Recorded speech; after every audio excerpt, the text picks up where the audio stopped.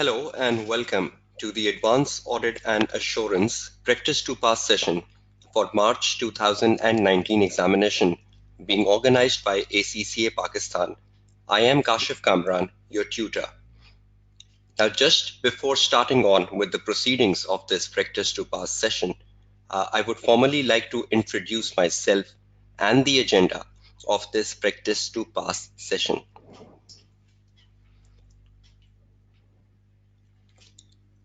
In terms of my tutor profile, I am Kashif Kamran, and I have currently an 11 years of teaching experience. I am currently associated with the Tabani School of Accountancy, which is a platinum approved learning provider of ACCA in Karachi, Pakistan. Two of the core papers which I teach at the Tabani School of Accountancy includes the Advanced Audit and Assurance paper and the Strategic Business Leader paper. This is my fifth AAA Practice to Pass session, which is being organized by ACCA Pakistan. And one of my unique way of putting the AAA paper is my exam-focused teaching style. And my students have attained various nationwide positions from Pakistan and across and from different parts of the world. Now, moving from my tutor profile and starting on with the agenda of this Practice to Pass session, which is spread over the 4 days, Monday, Tuesday, Wednesday, and Thursday. Let's see what is the specific agenda of this Practice to Pass session. Now, in terms of the agenda, the day one, which is today, we are meeting to discuss risk assessment.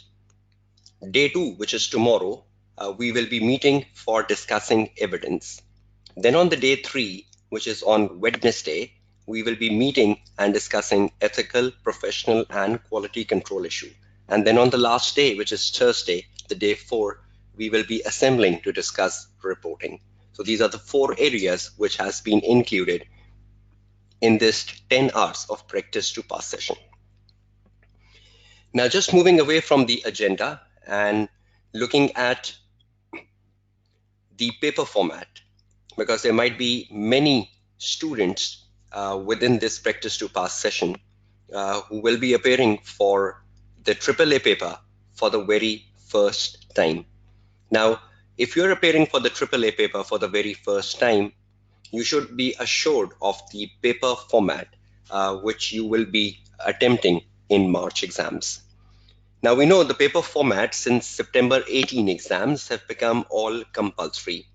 You have 2 sections in the paper, one being the section A and the other being the section B.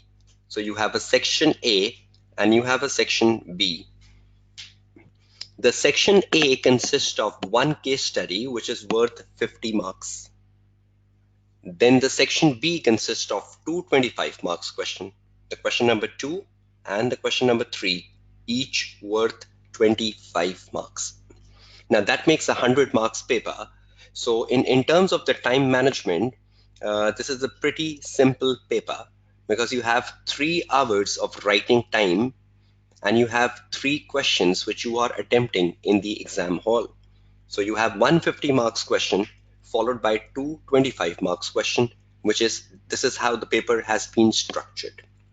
Now, the examining team of the AAA paper has given a very clear syllabus guidance and has connected the syllabus guidance with the section A and section B, which you should carefully look into. As per the examining team, the syllabus area ABCD, will come in the section A, but can also be tested in section B. Now, if you look at the syllabus area ABCD, basically, the syllabus area ABCD includes risk assessment. It includes ethical, professional, and quality control issues. And it also includes the practice management. The practice management, a lot of students are unfamiliar with the term practice management. The practice management means client acceptance. The client acceptance topic within the AAA paper is part of the practice management. Now, Risk assessment is an area which is only examined in the question 1. So you cannot expect the risk assessment to be part of the question 2 and question 3, because risk assessment is a definite syllabus area which has to fall in the question number 1. Ethical, professional, and quality control issues is an area which can fall anywhere, we have seen the September 18 exams specifically where ethical, professional, and quality control issue was in the question number 1, in the question number 2, and then in the question number 3. So that is an area from the syllabus which can be put in any question, and you should be mentally prepared for that. There is no one position for ethical, professional, and quality control issues. The ethical, professional, and quality control issues can be fit in any question. Question number 1, question number 2, and question number 3. So that is the most important area in terms of being very flexible in the exam paper. But risk assessment is not a flexible area, right? Risk assessment has to come in the first question, because the first question is on planning and risk assessment. Then you look at the practice management area. Again, the practice management area is a flexible area which can be in this question number 1 and which can be in the section B. So you have to consider ethical, professional, and quality control issues and the practice management area as a flexible area which you can find anywhere in the exam paper. But risk assessment is a definite area which you will find in the question number 1.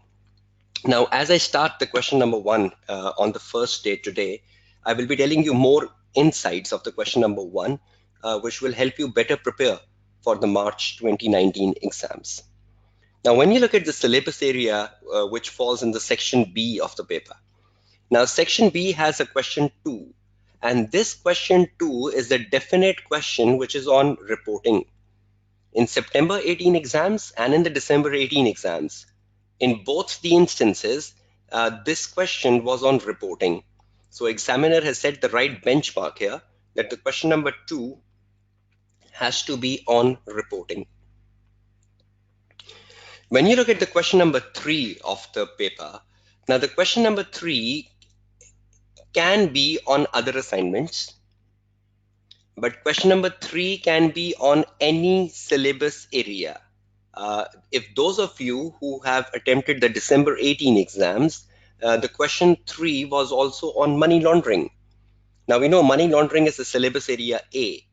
So syllabus area A, B, C, D, except for risk assessment, can fall in the question 3. So question 2 is a definite reporting question. Question 1 will definitely have risk. But the question 3 to me is the most experimental question. So question number 3 is the most experimental question. Most important thing which can come in the question number 3 is other assignments. And for the March 19 exams, the potential of other assignments coming in the question 3 is very significant.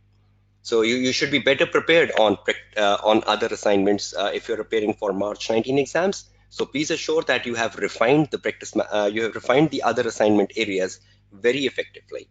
Okay, just one last recap.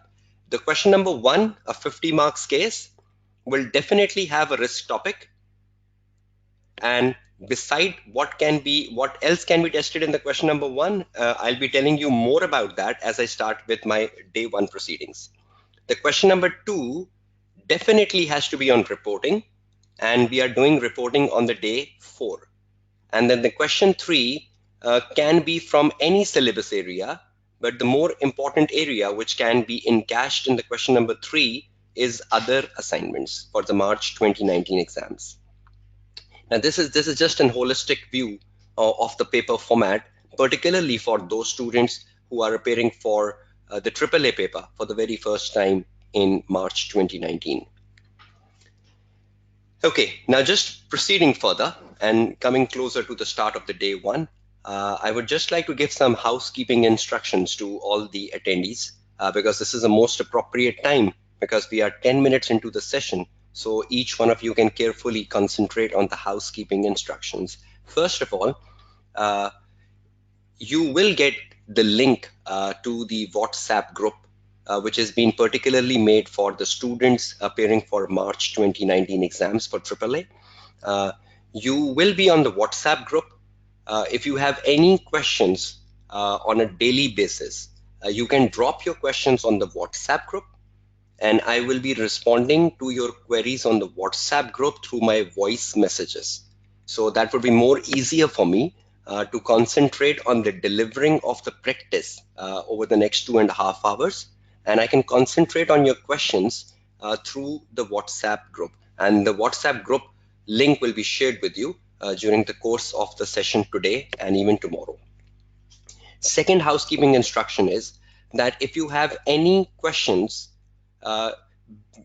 put your very specific question on the WhatsApp group so that you can get a very appropriate response by the tutor on the WhatsApp group. And if you need any documents, which I will commit, only the committed documents over the next 4 days, I will be sharing them on the WhatsApp group. So I hope you utilize the WhatsApp group more effectively for the student-tutor interaction.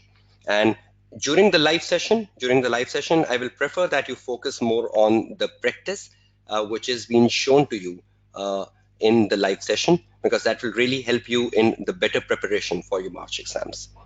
Okay, now moving away from the housekeeping instructions, we are finally coming down with the day one. The first day of this practice to pass session for March 19 exams is focused on risk assessment. And now in terms of risk assessment, I have chosen some questions which I will be demonstrating live in the session, which includes the June 15 question, number 1, and which includes the June 17 question number 1. And I have set 2 home questions for you to practice, which includes the September 18 question number 1 alongside the June 18 question number 1. Now, the reason why I choose June 15 and the June 17 for this live practice session was the reason that when you look at my previous sessions on the right-hand side of the screen, in my previous sessions, I have not covered these 2 questions. If you look at my March session, I covered the December 14 exams. In my June session, I covered the June 13 and the December 14 exams. Then in the September 18, I covered the December 15 exams. And then in the December 18, the last time, I covered the December 17 exams. So you have access to the Vimeo, where ACCA Pakistan is having a channel on which the previous practice to pass sessions are being put in. So you can access these previous sessions as well, March 18, June 18, September 18, and December 18. And you can access to the December 14 question, the June 13 question, the December 15 question, and December 17 question. So I just don't want to repeat the question. So I've chosen 2 new questions for this session, one being the June 15 and one being the June 17. So I can demonstrate them in the live session for your better understanding. And then you have access to the previous webinars, which can be really beneficial for you if you want to have a better preparation. Now, when I am starting on with the risk assessment, for March 2019 exams, I will be more focused on audit risk and the risk of material misstatement, because in my last webinar, which I conducted for December exams, I really focused on business risk, because that was really very important for December exams. And the good thing was that in the December 18 exam, there was an actual question on business risk. Now for the March 19 exams, you should not ideally be spending time on business risk. Rather, you should be spending time on audit risk, or you should be spending time on risk of material misstatement, because you're just 3 weeks away from your exam paper, right? So you should know the priorities. You should know the priorities you should be going down with the March 2019 exams. So in terms of priorities, I believe that a question on audit risk or a question on risk of material misstatement is high likely. And that's the reason of choosing this topic for my March 2019 practice to pass session. Now, There are two very important articles, right, which is right in front of your screen. And these two articles are very, very good articles. If you want to be really good on risk in AAA paper, then the very first article which you can see on your screen, the hyperlink of which has been given to you, this is a very explorative article, because this article really explores the student lackings in risk question. And if you read this article will really set the parameters of how you should be good at risk. I would prefer that you skip the business risk from this article and you focus on the audit risk and the risk of material misstatement in this article, so you know the do's and don'ts of the risk question. Then secondly, there is another article which has been shared with you, which is the link number 2. And this is an article on accounting issues. Now we know in a question on risk, the audit risk and the risk of material misstatement, accounting issues are very important, because most of the time in the question number 1, you find a lot of accounting treatments. You find a lot of accounting issues which you need to identify and convert to risk. So if you think you are weaker on having a command on accounting issues, or you don't know how to tackle accounting issues in the AAA exam, then you should be exploring the link to the second article. So uh, the link to the first article and the link to the second article, right? These are two very important links that you should be going through, because they can really refine you as a student, and they can really make you aware of the problems the student do when they're attempting a question on risk.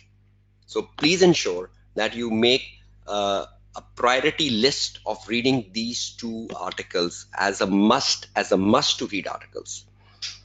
So this is the knowledge, right? This is the knowledge which you should be gaining. Then next,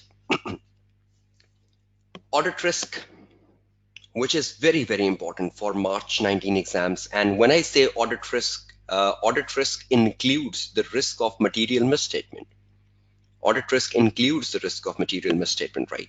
So when you are attempting a question on audit risk, you are also preparing yourself. You're also preparing yourself for a risk of material misstatement situation. So let's start the drilling on audit risk. Alongside the risk of material misstatement, I need to guide you on the updated marking scheme, so that you know the most recent marking scheme being used by the examiner. And I should also be guiding you about the do's and don'ts which you should be implementing when you are answering a question. So I'll be demonstrating 2 live answers in the session today, just to make sure that you have a clear understanding of attempting the answer. Okay, let's start on with the audit risk. Now, when you look at the audit risk from the exam context, now this is my Word file, which I will be using on a daily basis across the 4 days. And this is the Word file which I will be sharing on a daily basis on the WhatsApp group. So this is my first commitment on the WhatsApp group, that on a daily basis, I will be sharing this Word file which you are seeing right in front of your screen. So if you miss anything out from this Word file, you can still catch on through the WhatsApp. Okay, let's start the day 1. Let's start on with audit risk and risk of material misstatement. And I will be abbreviating the risk of material misstatement as ROMM. ROMM. Now, when you're preparing yourself for audit risk, you should have some clear guidance in mind. First of all, when you look at the formula for audit risk, and we know that the audit risk is equal to 2 things. The audit risk is equal to the risk of material misstatement. The risk of material misstatement multiply by detection risk. Now that's a pretty simple formula. Now that means when you are attempting a question on audit risk within the case study, you can identify from the case study the risk of material misstatements, and you can identify from the case study any given detection risk. So when you are attempting an audit risk question,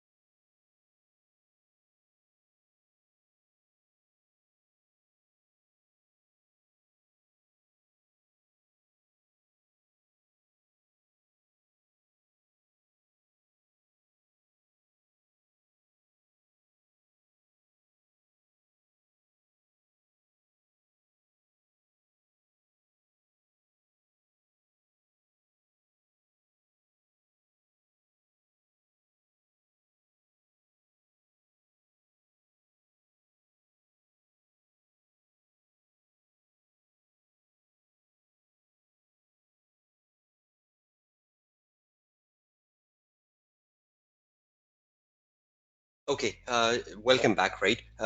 When you're attempting an audit risk question, that means from the case, from the case study, from the case study, you are identifying, two things.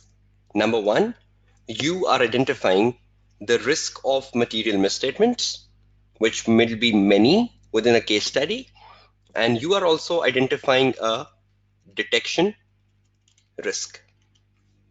So because you're attempting a question on audit risk, right? So you will be finding many ROMMs within the case, and you will be finding some detection risk, because detection risk, honestly, are not much in the case study. To be very blunt, the detection risk is hardly one or two. Most of the time, it's just one. So most of the time, what you are identifying from an audit risk case study is mostly the risk of material misstatement. So the ROMM will be mostly, and the detection risk will be very few and very limited. Now, vice versa, if you are attempting a question on ROMM, then from the case study, you are only identifying the risk of material misstatements. So I hope you can feel the difference between attempting an audit risk question and attempting a risk of material misstatement question. To a maximum extent, both are same. To a maximum extent, both are same, because both involve the risk of material misstatement. The only difference when you attempt an audit risk question, that you also try to identify the detection risk from the case study, which will be very few and limited. So attempting an ROMM question and attempting an audit risk question, can you feel the difference between the two models? The only difference is that one of them has detection risk and the other do not. So if you are clear on that, that means you have an idea of attempting a question on audit risk as well as a question on risk of material misstatement. Now remember, what's the focal point? The focal point, if you are attempting a question on audit risk or the risk of material misstatement, the focal point which will help you survive the exam paper. So the focal point of audit risk and ROMM is to identify the risk of material misstatement. Now, any one of you who knows how to identify the risk of material misstatement will be very good in a question on audit risk, and will be very good in a question on risk of material misstatement. So what I will be guiding you over the next 2 hours will be the guidance on the risk of material misstatement. Because if you become good on risk of material misstatement, then your survival in an audit risk question and your survival in a risk of material misstatement question will really become good, right? So this is how you should be focusing on attempting an audit risk question and attempting a risk of material misstatement question. Now let's start our journey. Now, when I speak of the risk of material misstatement, that's the first thing.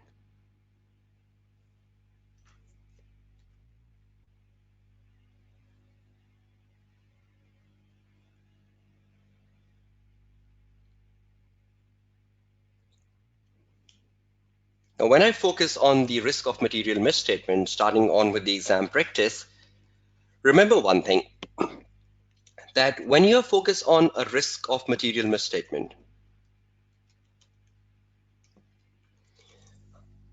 risk of material misstatement within a case study,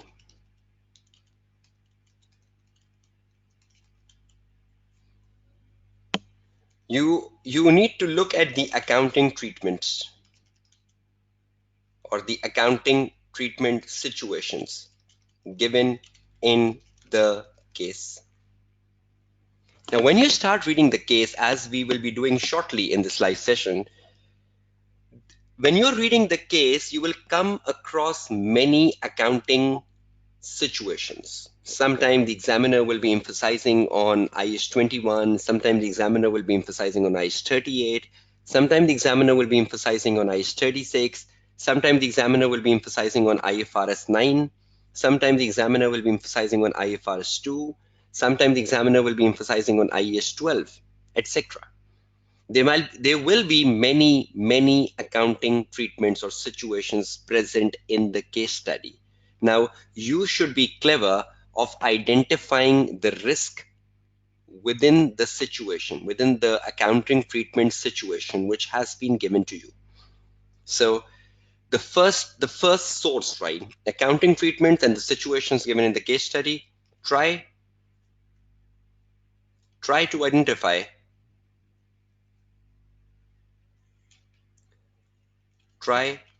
identify the risk associated with the accounting treatment. And I'll be guiding you how to go about it. Second, there are many situations in the case which relates with management bias. Now, if you've done the past papers, you've gone through the past papers, there are many situations, right, within a question on audit risk or within a question on risk of material misstatement, which particularly relates to the risk of management bias. There might be many situations where you think that the management can be involved in window dressings. There might be many situations in the case where you think that the management can do something wrong. So you need to identify many situations which relates to management bias. Situations like judgmental areas, subjective areas. Now, any areas which are subjective, like the fair values, like the provisions, like estimates. Now, wherever you see something like an estimate or something like a fair value or something like a provision, these are subjective areas, right? And there is a risk of a management bias in subjective area because the management can exploit the subjective areas for a window dressing. Then more importantly, you need to look at situations. You need to look at situations which can even relates with the financial statement numbers. There might be many things within the financial statement numbers given to you.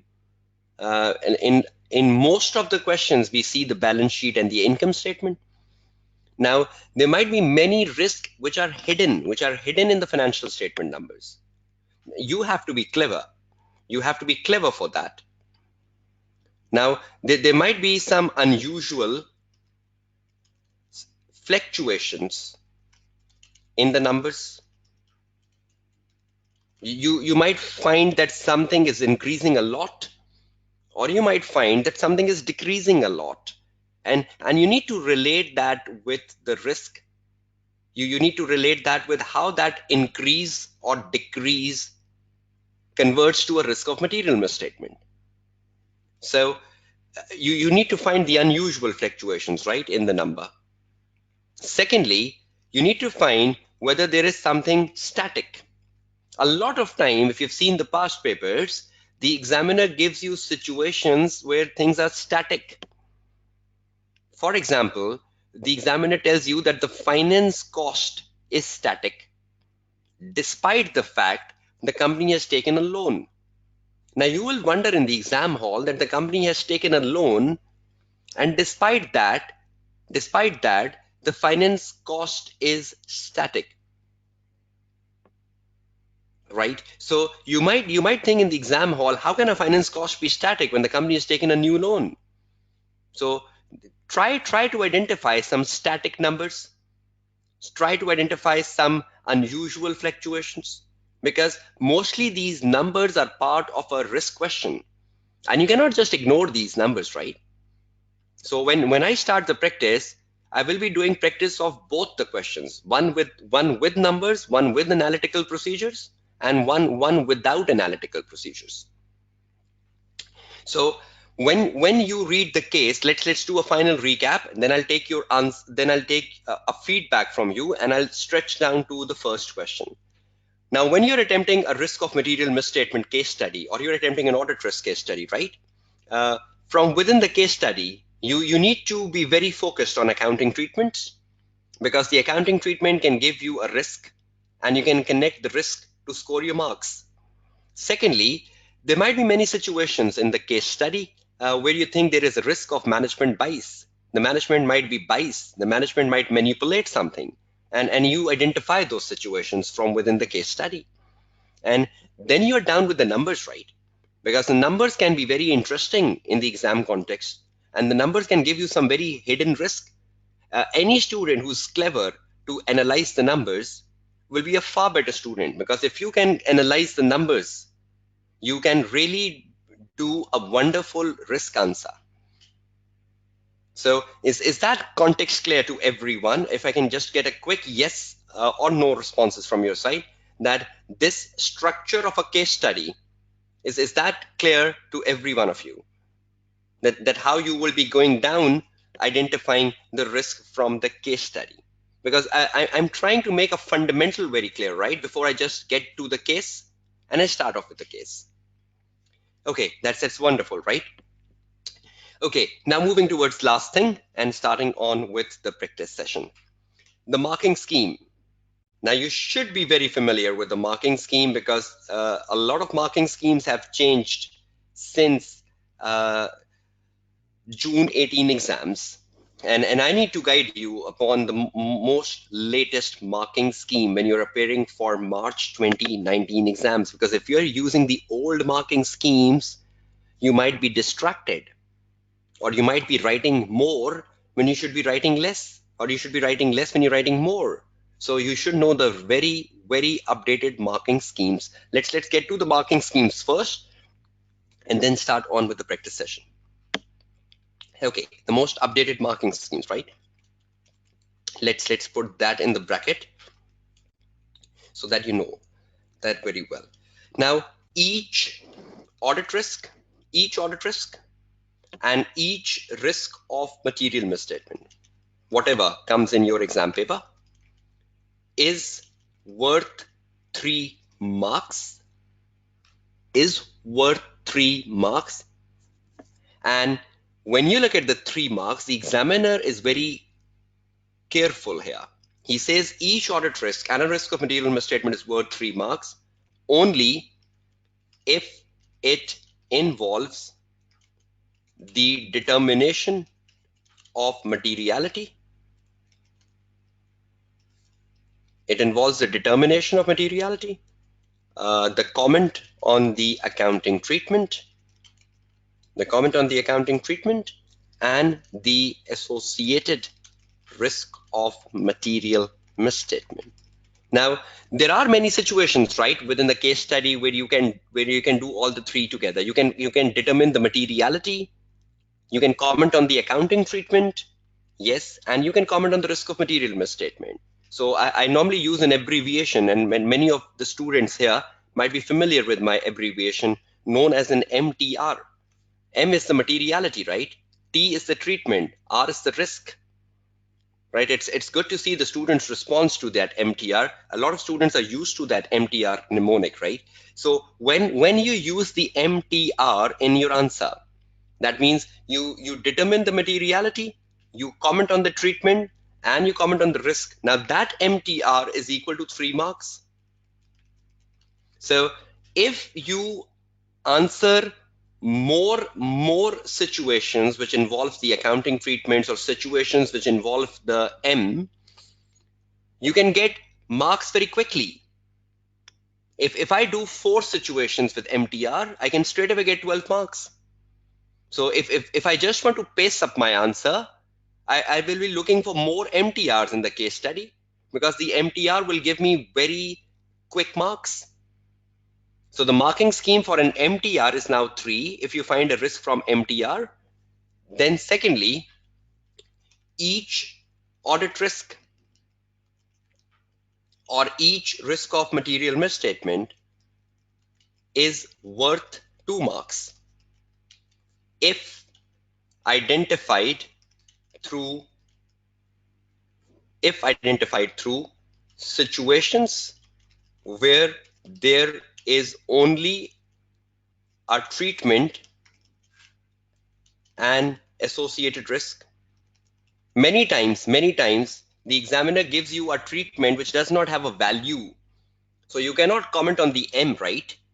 So if you just comment on the treatment, because there is no value assigned to it, and with the treatment you comment on the risk. So the treatment and the risk will give you 2 marks, right, where you're not using the M.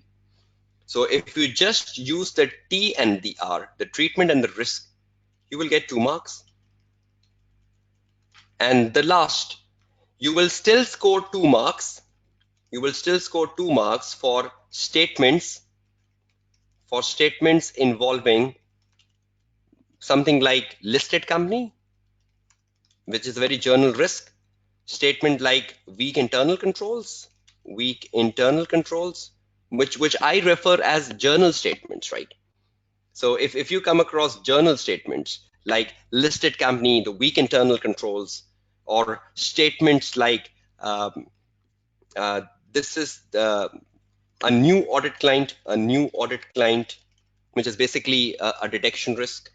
So if you come across situations like listed company, weak internal controls, a new audit client, which is like journal statements, again they will give you 2 marks. So only the situation which can give you 3 marks is the MTR. If you only write the T and R, you will get 2 marks. And if you write any journal risk, like the company is listed, this is a first year audit, the controls in the company are weak, the company does not have an internal audit department, situations like such will give you 2.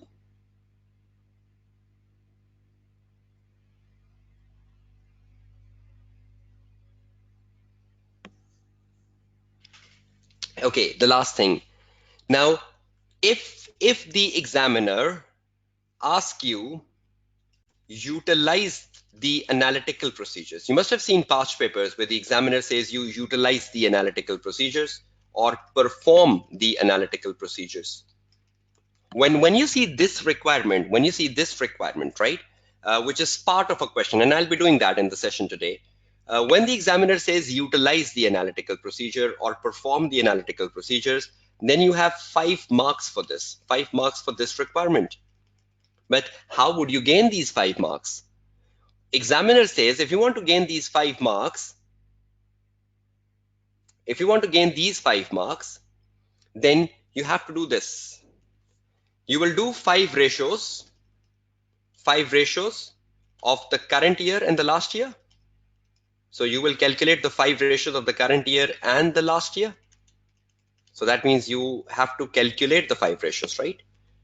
But the calculation will not give you 5 marks till the time you calculate the 5 ratios and you comment on these ratios. Comment what? Not the journal commentary, right? Comment on the ratios. That is, what is the risk associated with the ratio? What is the risk associated with the ratio?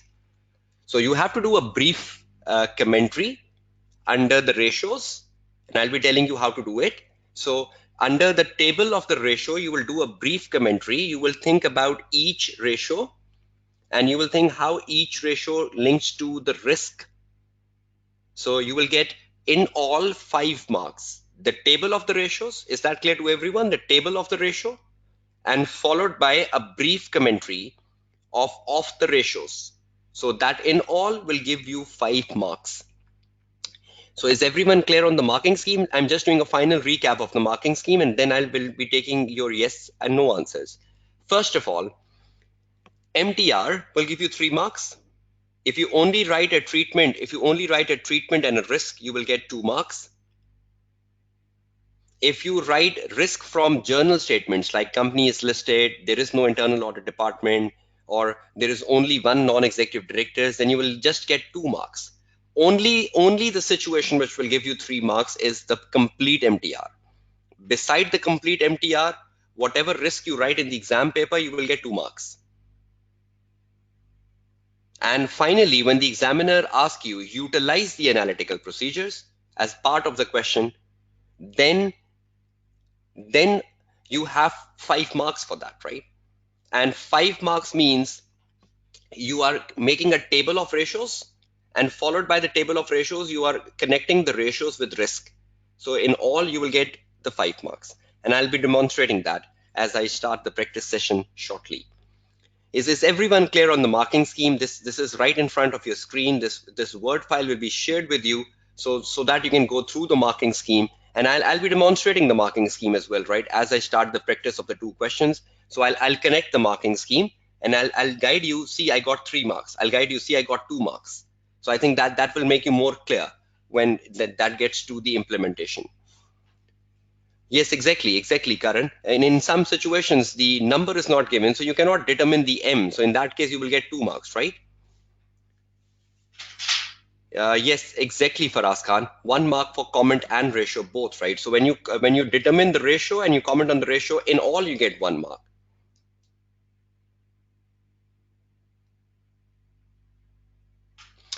Okay, that's great, right? And there are lots of questions, right, which is asking for the new articles. I'll be just putting a short emphasis of the new articles on the day 4 in the last 15 to 20 minutes, guiding you what new articles have come in and what you should be focusing on, because there are many questions since the start of the webinar on the new article. So I'll be spending a quick 15-20 minutes of the time on the day 4, telling you and guiding you about the new articles you should be focusing on.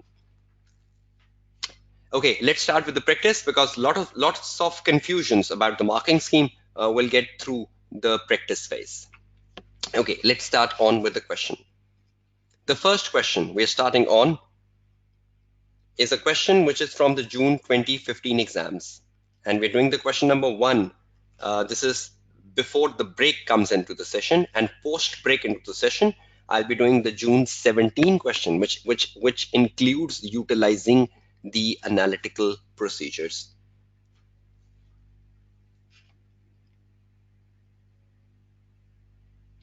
Okay, yes, Farasat Ali, can you just put your question on the WhatsApp group? So once I end the session, I'll be responding you more appropriately. And any questions which I am not answering currently, please assure you put your questions on the WhatsApp group so that it can be answered over the next 24 hours. Okay, back to the June 15 question number 1. Let's put that in front of your screen now.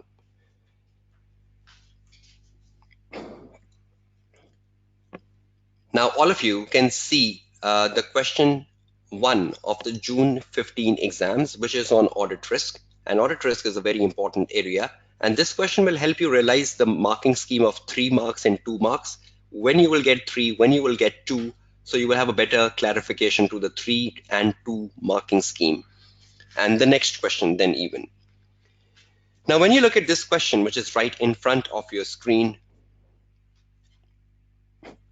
and you go down and you look at the requirement B of this case study,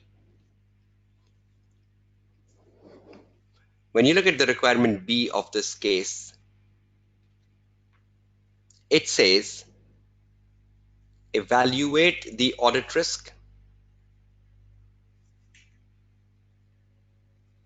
So you have the requirement B specifically asking you to evaluate the audit risk, and the marks given to you are 17.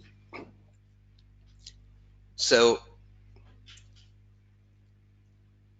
you have 17 marks, right? So you cannot be sure whether to divide 17 marks with 2 or 3, because there might be many risks in the case which will involve the MTR. So those MTR risks will give you 3 marks, but the one which is without MTR will give you 2 marks. So you cannot definitely divide 17 with 2 or 3, because there might be some with 3, some with 2. So roughly 17 marks.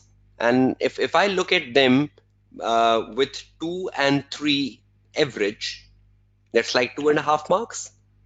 So probably I will be writing something like 4 and 3, 7 to 8 risk with the combination of 3 and 2 marks, and I'll be getting through the 17 marks, right? So I'll just be demonstrating that.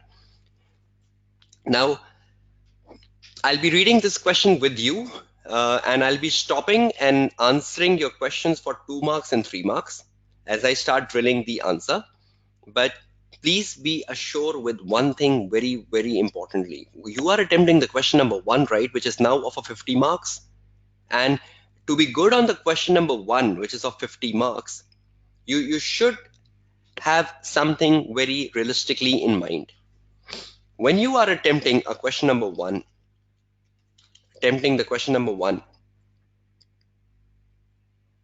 right, you have to do something very carefully. Now, we know the question number 1 is of 50 marks, right? So when you are attempting the first question of 50 marks in the new format, understand one thing. The number one thing you should be doing when you are attempting the question number 1, put in the briefing note and maximize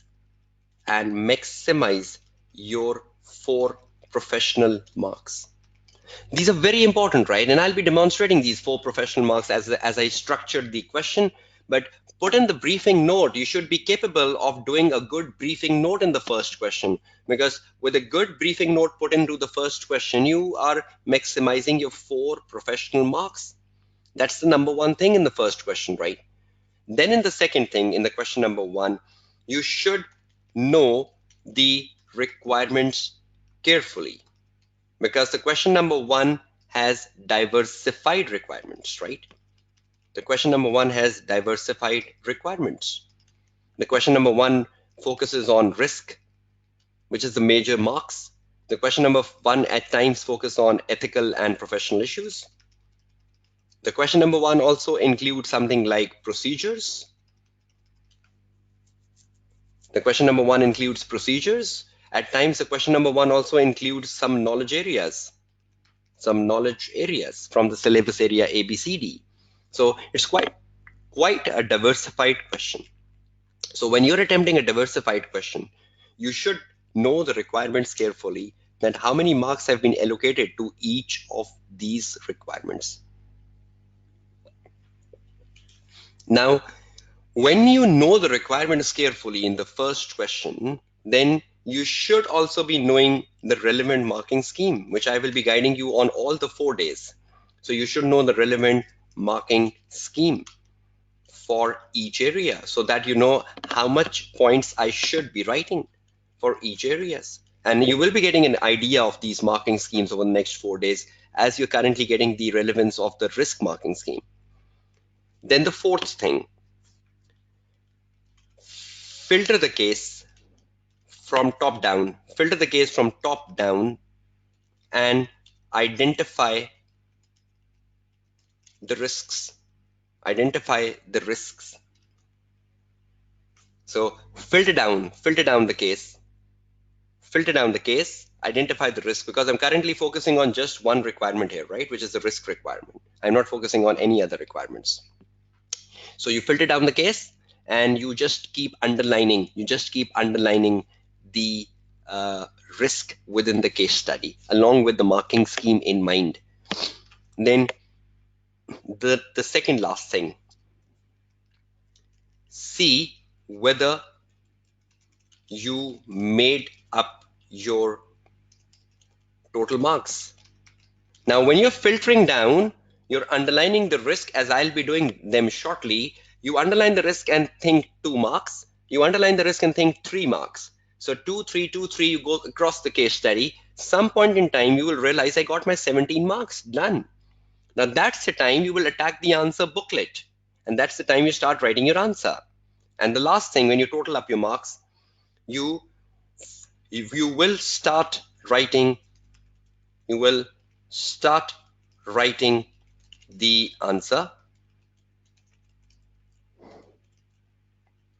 and you will, for each risk, you will explain it properly. For each risk you will explain it properly to score 3 or 2 marks. And I'll be telling you how to explain properly. Now that's the agenda of the session today, right? Explain it properly, because that's an area where students are so weak at. They fail to explain properly, and instead of getting the 3 marks, they get 1.5 marks. They get 1 mark. So we need to be very much focused upon explaining it properly. Now that's an approach which I would prefer you adopt for the question number 1, that you put in a briefing note and maximize your marks. I'll be demonstrating that. Then you should know the requirements. Then you should know the relevant marking schemes. You filter the case top down, identify the risk, see whether you made up the total marks, and then start writing the answer. Right? Is that clear to everyone? The approach to the first question? How would you be approaching the first question? Is that clear with everyone? So we can start down with the June 15 drilling now.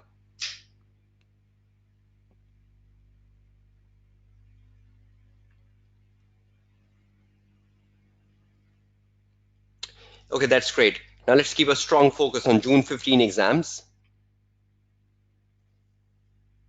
which is right in front of your screen. We have a 17 marks target to attain through evaluating the audit risk. We need to make a briefing note, and I'll try to apply each and everything I just told you once I start reading the case study. Please, everyone who is unclear about the marking scheme 3 and 2, just stick to the screen now and see how I would guide you about the 3 plus 2 markings, 3 and 2 marking scheme. Okay, just start reading the case. Opening para. You are a manager in the audit department of Craigie, a firm of chartered certified accountant, and you have just been assigned to the audit of TED Company. To the audit of TED Company, a new audit client of your firm. I am attempting a question on audit risk, right? And the examiner is telling me it is a new audit client of your firm. So straight away, a new audit client, because this is the question, this is a situation which does not have any treatments and does not have any materialities. So a new audit client of your firm will straight away give me 2 marks. So I take it back to my Word file and see, I'm filtering the case. I'm filtering the case from the top to down. So if I just filter the case from top down, the very first risk which I got, let's put that in the context of the June 15 exams. If I'm filtering the case from top down, the very first risk which I got is a new audit client of your firm. Now, this is a situation which can only give me 2 marks. because this is without the MTR, right? So that was my situation, right? When you have a journal situations like such, journal situations will only give you 3 marks, 2 marks, sorry. So we know a new audit client is a detection risk. So you will relate this with a new audit client, and you will relate this with a detection risk because you're doing a question on audit risk, right? So let's see how we filter down the case. That's number one. Number two, back to the case. A new audit client of your firm with the financial year ended 31st of May. TED company is a newly listed company. That's a very significant risk of management bias, because when the company is listed, they can window dress the financial statements to show a better performance to shareholders. Now, when the company is listed, the company has an incentive, right? The company has an incentive to show better results to shareholder, so that the shareholder interest in the company remains. So this is a newly listed company. That's a remarkable point here. A newly listed company, and I'll take it back to my Word file and I'll say a newly listed company. And a newly listed company will give me 2 marks because there is a risk of management bias. There is a newly listed company, right? So see the opportunity. Just in the first intro para, there was a potential for 4 marks. These are journal statements, right? These are statements which have nothing to do with materiality, treatment, and risk. So I think all of you are familiar with a new audit client situation, and all of you are familiar with the newly listed company. And you can see my standard answers, which I have shared with you as a resource to this Practice to Pass webinar. And I'll be drafting some of them for your guidance as well, once I trickle down the whole case study. So we got 4 right. Next. Okay, then you skip and you go down.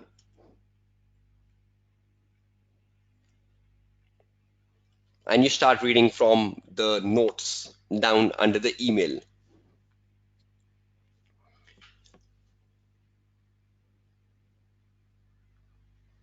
Okay, now I'm reading that under the email, right? TED company was formed 10 years ago by Dougal, a graduate in multimedia computing. The company designs and develops and publishes computer games, including mainly highly successful games which have won industry awards. In the last 2 years, the company invested $100 million in creating games designed to appeal to a broad global audience, and sales are made in 60 countries. Sales are made in 60 countries. Sales are made in 60 countries.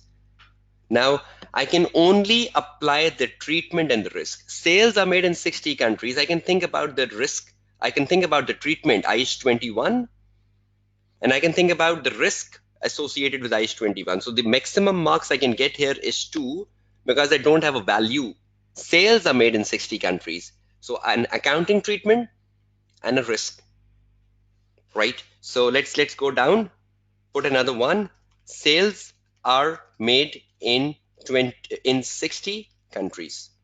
And I got my risk of a treatment plus a risk, and a treatment which is confined to IAS 21, and I'll be taking on my 2 marks here. 2 marks, bracket close. So far we got 6 of the 17 marks. Okay, let's continue down. I hope you're finding that way. Trickle down. Start reading from the top. Keep going down. Keep filtering the case. Keep underlining the case. See how you're getting the marking scheme 2. So far we have not identified anything worth 3. Okay, let's go back. See, can we find a 3? The next line, the software used in the computer game is developed in the country with manufacture of the physical products taking place overseas. So yes, Sal, I'll be taking about the $100 million as a research and development because that's on the next page basically. So I just skipped the $100 million because there is more information about $100 million on the page 2. So the company's manufacture take place overseas. That's not a different point.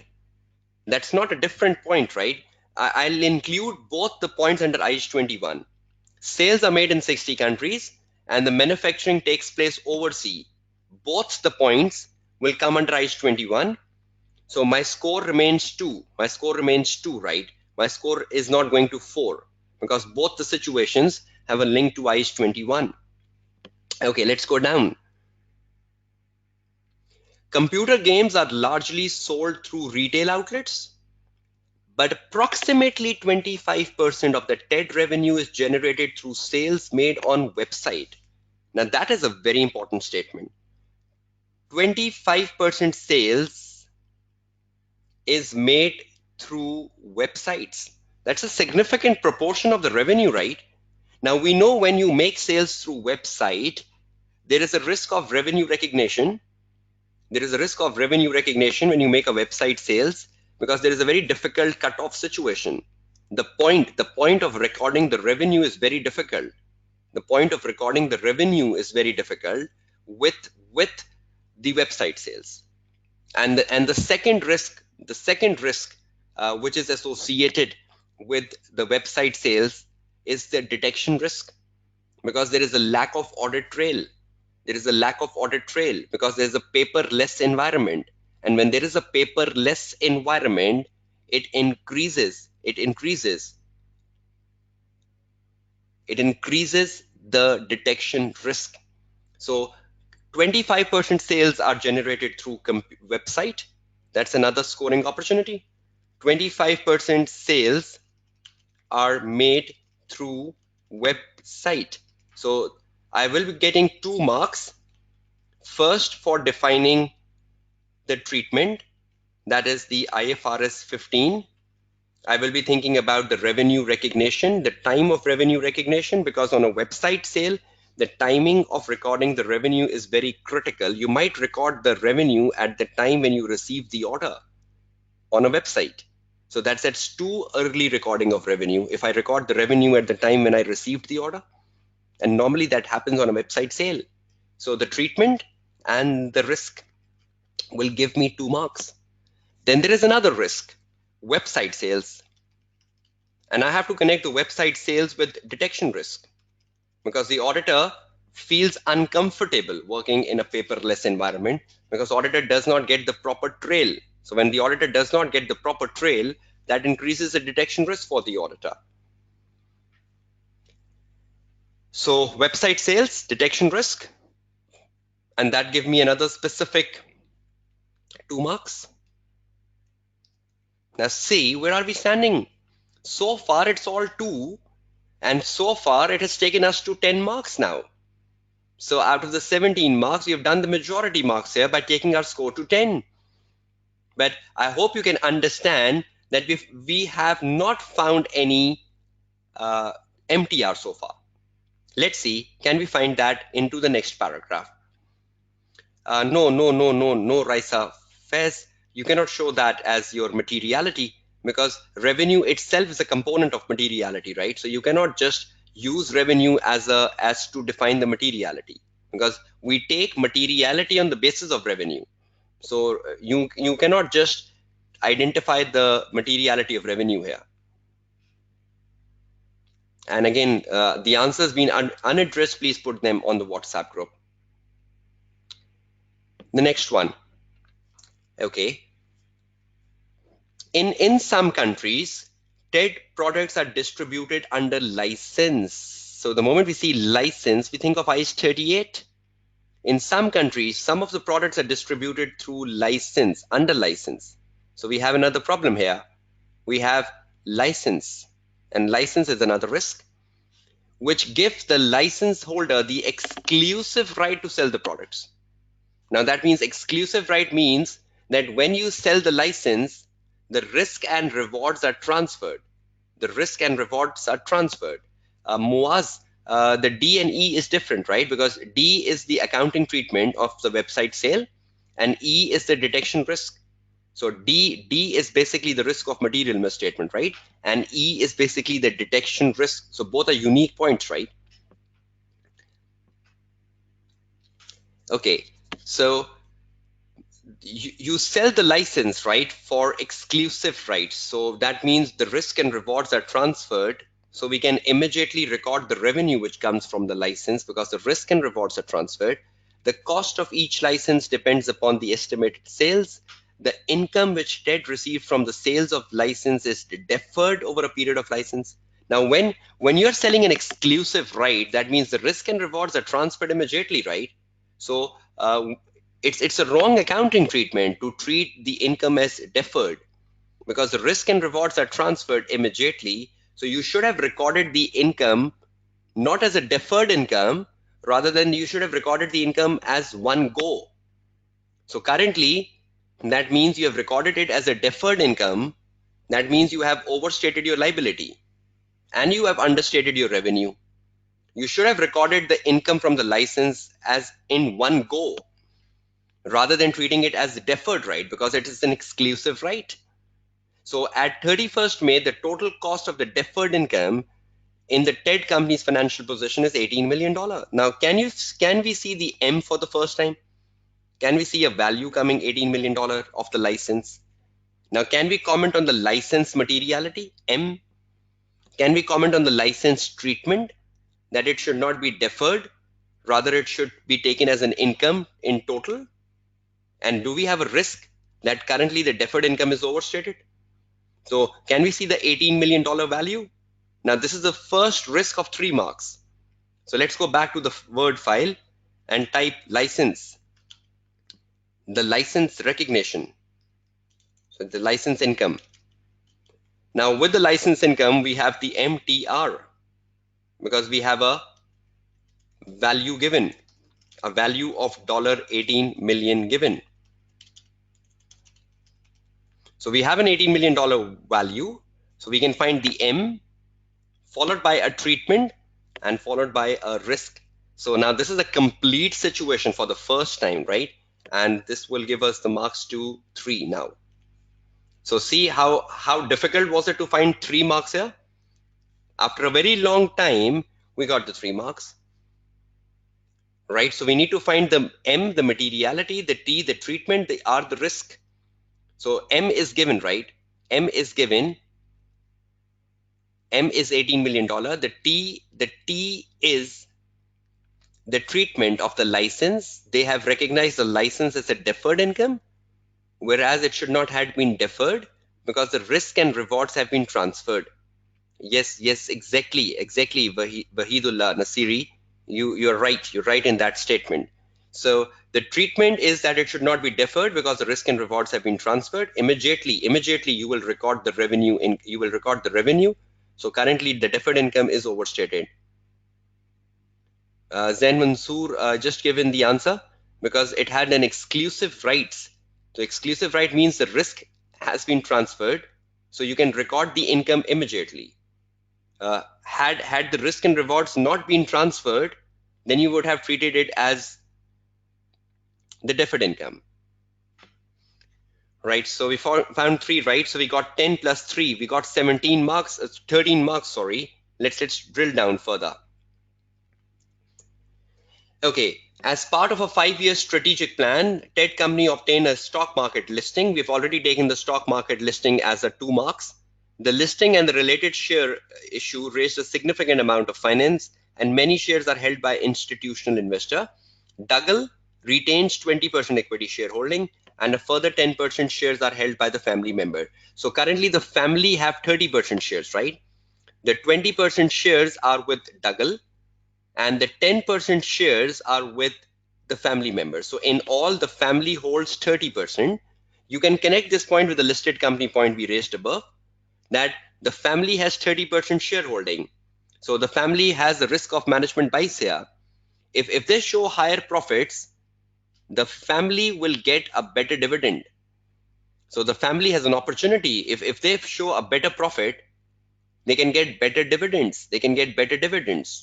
So 30% shares are with the family. You can connect this point with the listed company above, This is not a separate scoring opportunity. Rather, you can incorporate this point when you're writing the listed company point above. Okay, then next, despite being listed, the company does not have an internal audit department and they only have one non-executive director on board. So that means they have quite a weak internal control system here.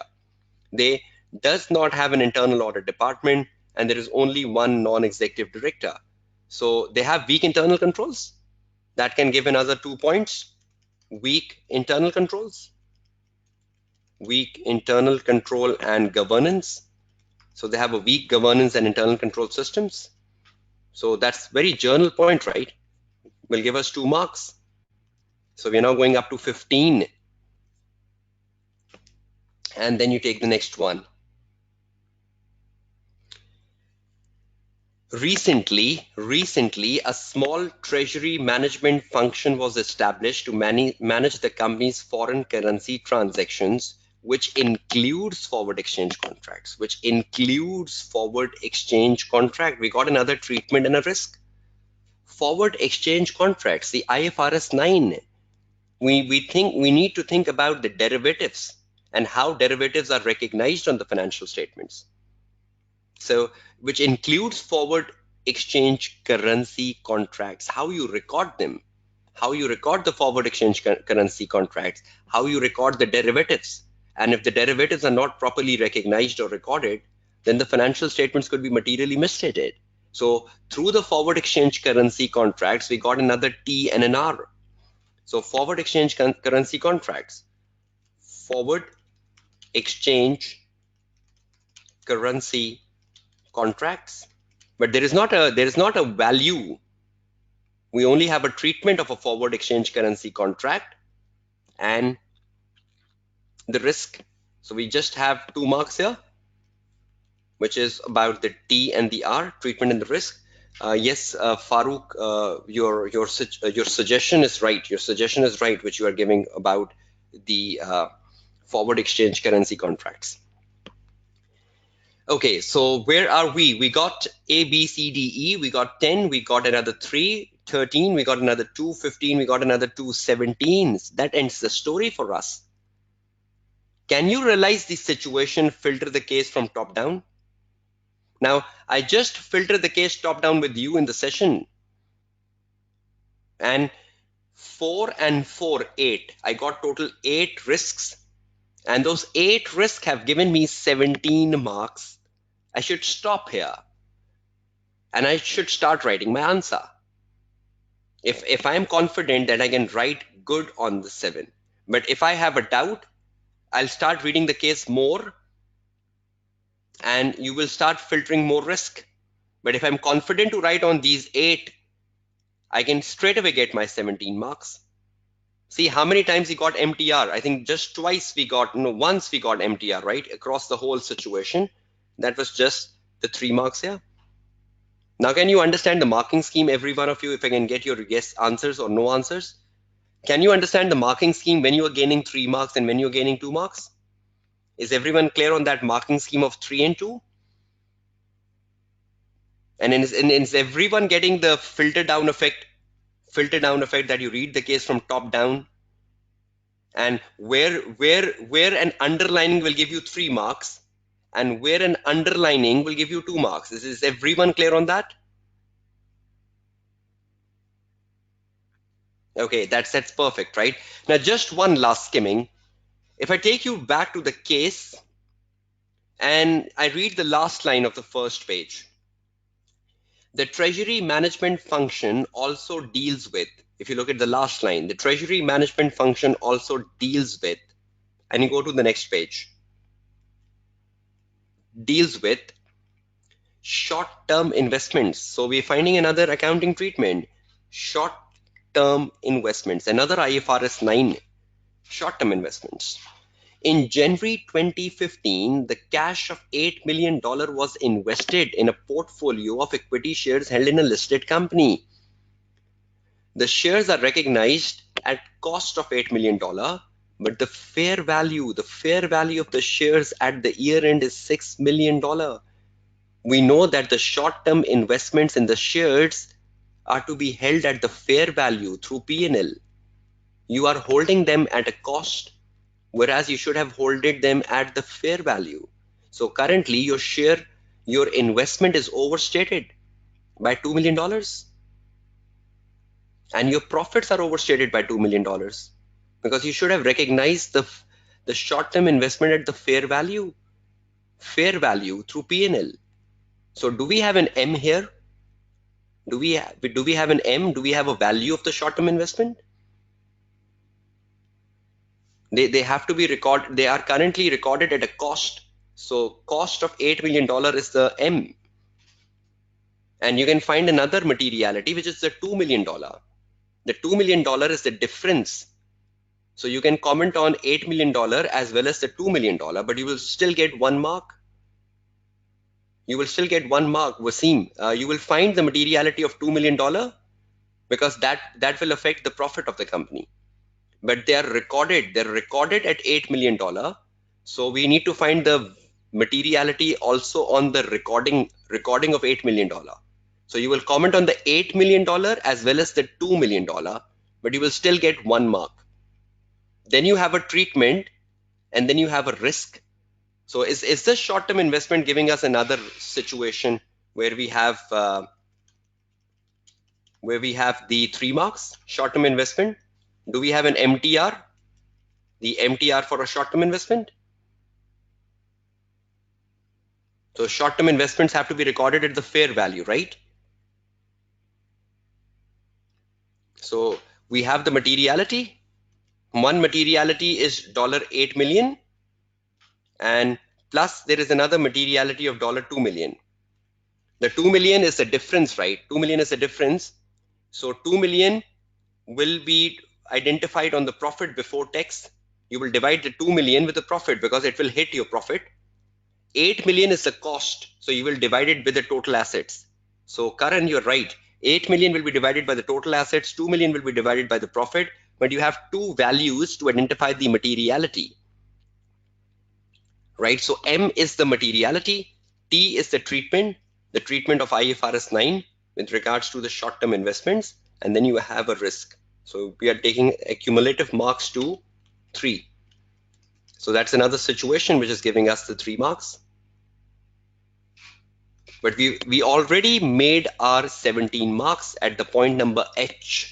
The point number I is an extra point. So has this approach helped you?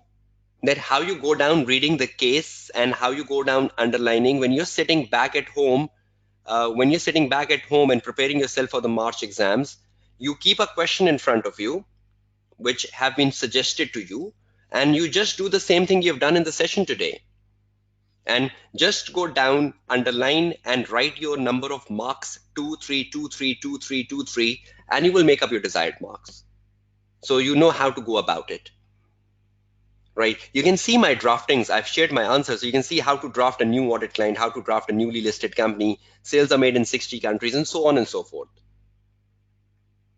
Right? So be assured of the 2 and 3 marking scheme, right? Now, just one last thing before we get down to the first break. I hope all of you know the structure of putting into a briefing note, because a lot of times the students are very bad on the structure down of the briefing note. You're attempting a question number 1, right? Which is to be attempted in a format of a briefing note. Now, if I just skim that quickly and put the structure down with you for June 15 answer, and then we'll exit down for the first break and resume back with the June 17 question number 1, because that has a different marking scheme, because in the June 17 question, we have utilized the analytical procedures. Okay, let me show you the last glimpse of this question. And if you have any further questions on June 15, you still have the WhatsApp, but I will be available on the WhatsApp tomorrow. And whatever questions you raise on the WhatsApp group tomorrow with regards to the day 1 only, I will be responding to the day 1 questions tomorrow on the WhatsApp through my voice clips, so you can get a better understanding of your question, right? But you have to give me some time to respond to your queries, but surely I'll be responding you within a span of 24 hours. Okay, now can you see back the question in front of your screen, and can you see down the requirements of the question A, B, C? And you need to write in a briefing note, right? You need to write in a briefing note for the requirement A, B, C. A is to discuss the specific matters to the planning of the initial audit engagement. Then B is the audit risk. 3C is the procedures, right? So we have to discuss the specific matters to the planning of the first year audit. B is the audit risk. C is the procedures. Now let's see how you make a briefing note. See, you got an email, right? And can you see the email coming from to, from, regarding? Now when we reply to the email, we have to reply the same way. To, from, RE, to, from, RE. So let's formulate the answer. Now when you put in the briefing note, let's quickly understand that, because I'll not be doing that in the June 17 answer.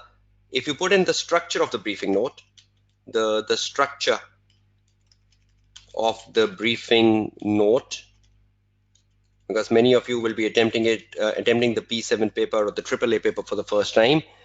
Structure of the briefing note, right? You put the heading briefing note, that's must. Put a heading briefing note, that's a must. Under the heading of the briefing note, you write to, you write from, and you write RE, regarding. It's to whom? It's from Jack. If you see back the screen, right? It's from Jack. So currently from will become the to. So it's to Jack Hackett, and it's from the audit manager. So Jack Hackett. So it's to Jack Hackett. I'll write the same word here, Jack Hackett, and it's from the audit manager. So I use the same header. I didn't change the header at all. And what's the re? The re is given here, which is basically about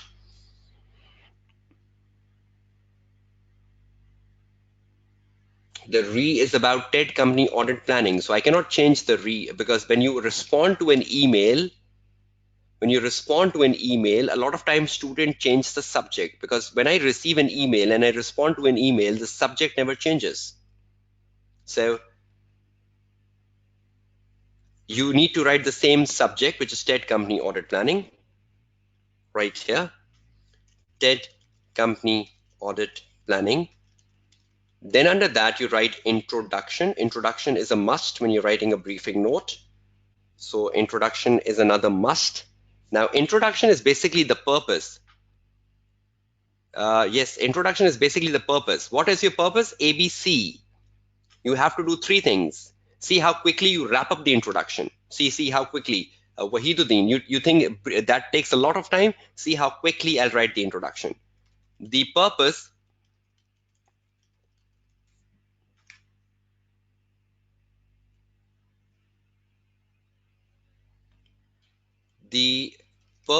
of writing this briefing note is to explain the specific matters to be considered in planning the first year audit, along with the audit risks, within the financial statements of TED company, and to recommend procedures on short-term investments and earning per share. See, I just summed that up. Yes, it's the requirements, but we cannot just copy paste the requirements, right? We just need to rephrase the requirements. Yes, exactly. Sal, I just need to stick to the header given in the email. I cannot change the header of the email. So if it is regarding, I'll keep it regarding. If it is subject, I'll keep subject. So see how skimmed was the introduction? We have to do three things, right? We have to do three things, A, B, C. See how I summed up A, B, C. A lot of times students write such lengthy introductions. Please remember, the introduction is basically the purpose, and the purpose is ABC. Now under that, you will write the first A. A is the specific matters in planning the first year audit, which we are not attempting in this practice session. Planning the first year audit, examiner I think has given us 6 marks for that. Then in the B you have to write the audit risk, and in the C you need to write procedures. Now under the audit risk, we wrote so many audit risks, right? Let me cut that from top here, from all A to H, because that made the marks. So I just bring A to H down, and I'll just paste A to H here. So I write all these risks, making my 17 marks, and then I need to write procedures, right? The first procedures I need to write is on the earning per share, EPS. Then I need to write procedures on the short-term investment. Under each procedures, I need to write 4. So I need to write 4 procedures, whatever the 4 procedures are. And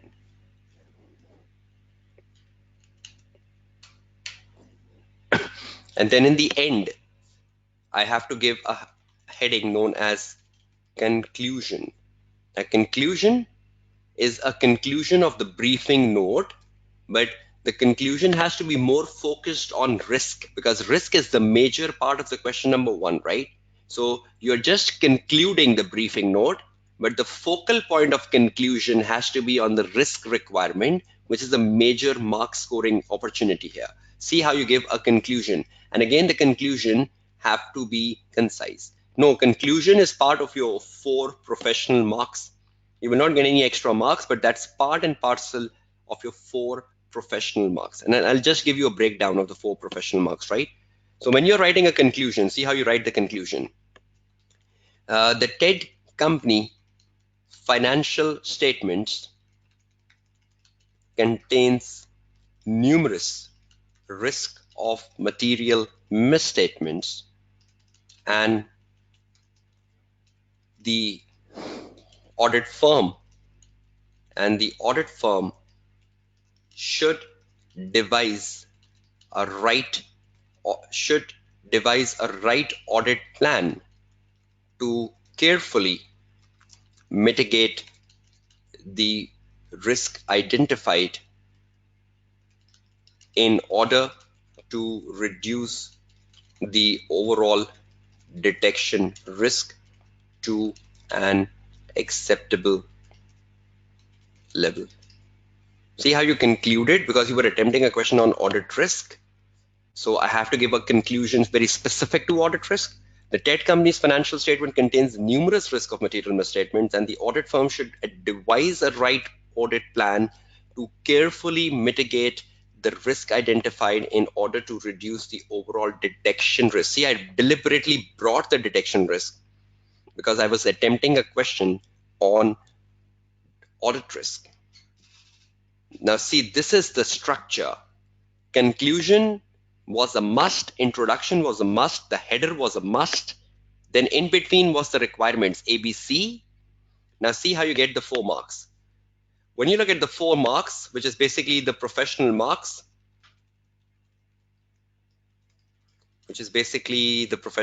see how you get these professional marks. You will get 1 mark for the format. The format was from the introduction, the format was from the header to conclusion. From header to conclusion was the format. Then you will get 1 mark for the logical flow. The logical flow means ABC. If I know the B answer well, I cannot start writing the B first, because I'm attempting a briefing note where ABC is very important, right? So I should be writing in the logical flow ABC. Logical flow, that is A, B, C, and I'll get another 1 mark. Then the 2 marks is for the persuasiveness of the answer. How persuasive your answer is. How impressive your answer is. Now that's very subjective marks. I believe all of you cannot take this because some of you have a very impressive way of writing answers, very specific to MTR or very specific to risk or very specific to identifying risk. And so in all the 2 marks, the first 2 marks are scoring, but the remaining 2 marks is very subjective. But that's the breakdown. And that conclusion is part of the persuasiveness. So at least when you write a conclusion, at least when you write a conclusion, the conclusion is part of the persuasiveness. So at least you can gain 1 mark for conclusion. So that's how you can be better.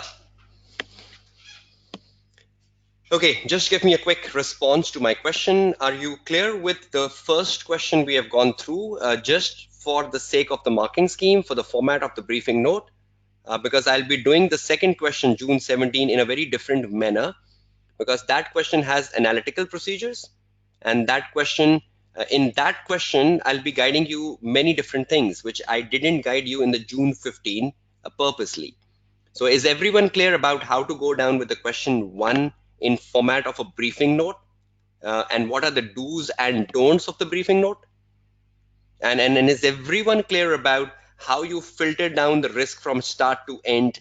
And most of you who are repeating the AAA paper might be familiar with the old marking scheme, which used to be in place till June 18 exams. But since June 18 exams, there has been a tremendous change in some areas in terms of the marking scheme. So I have to update you upon the recent marking schemes so that you stick to writing a proper answer. Now, how would you be writing? I have shared my answers with you so that you know the length of answers, because a lot of time you get distracted with examiner answers. You tend to write a lot. So you should also know how much concise writings you should be doing and completing your 100% paper, right? I'm taking the first break of this day 1 practice to pass session, and approximately it's about 12 to 13 minutes. So I'll be back at 10:45 p.m. The Pakistan Standard Time. So that's approximately a 13 minutes break, 1-3. And from 10:45 till the end of the session, 11:30, we'll be drilling the June 17 question number 1.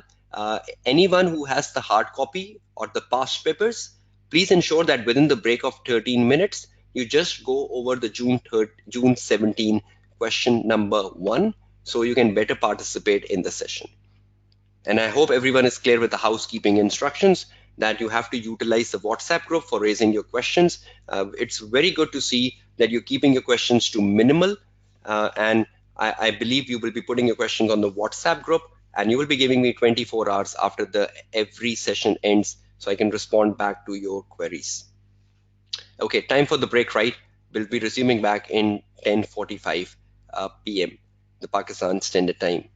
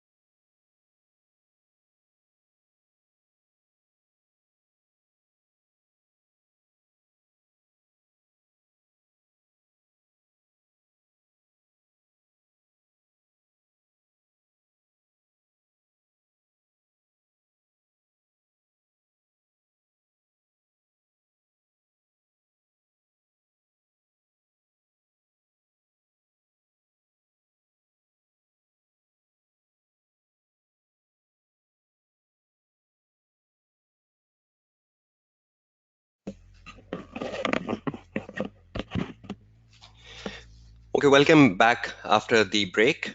And now we are focusing on June 17, question number 1, because that involves the use of analytical procedures. So I have to give you a better idea how you take the 5 marks from analytical procedures and how you get those 5 marks, basically, because there are a lot of confusions about gaining the 5 marks from analytical procedures when the question specifically asks for performing the analytical procedures. So okay, let's take a glimpse down the June 17 question now, because I need to show you the drafting of the analytical procedures specifically, because that's the weakest area of students because they underperform on those 5 marks basically. So let's go down with June 17 question number 1 as the second one for this practice to pass session day 1. And let me put the question in front of you. You can now see in front of your screen the June 17 question number 1, where we have a requirement A. And if you see the requirement A, that requirement is very specific now for the 16 marks requirement. The examiner is asking for evaluate the risk of material misstatements. So we are not worried about any detection risk this time. We are just worried about identifying the risk of material misstatements, right? So we're just working on a risk of material misstatements to be considered in planning the audit of the group. So this is a group question. Now, we know the marking scheme of the risk of material misstatement. We just got that from the June 15 question 3 and 2. But in this question, after the full stop, you can see the examiner is asking for your evaluation should utilize the analytical procedures as a method for identifying relevant risk. Your evaluation should utilize the analytical procedures. Now that means should utilize the analytical procedures as a method for identifying risk. And that means this has marks now, because the examiner wants you to utilize. Now, when you utilize, you have to show it. And when you show it, you get marks for it. So when you see a requirement where the examiner says you should perform the analytical procedures, or the examiner says you should utilize the analytical procedures, you have marks straight away, 5 marks. But how will you gain that? You have 16 marks, right? And from the 16 marks, this utilizing the analytical procedures,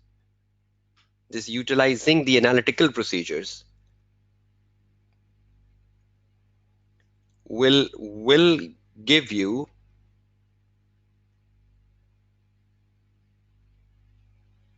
this utilizing the analytical procedures will straight away give you 5 marks. So 16, and from the 16 you have to take in the 5 marks straight away. So that means we have 11 marks, right, for the risk of material misstatement. Okay, let's understand the marking scheme. We have 16 marks, right, and we're attempting the B part, sorry, the A part. And in the A part, we have to do 2 things. First, we need to evaluate the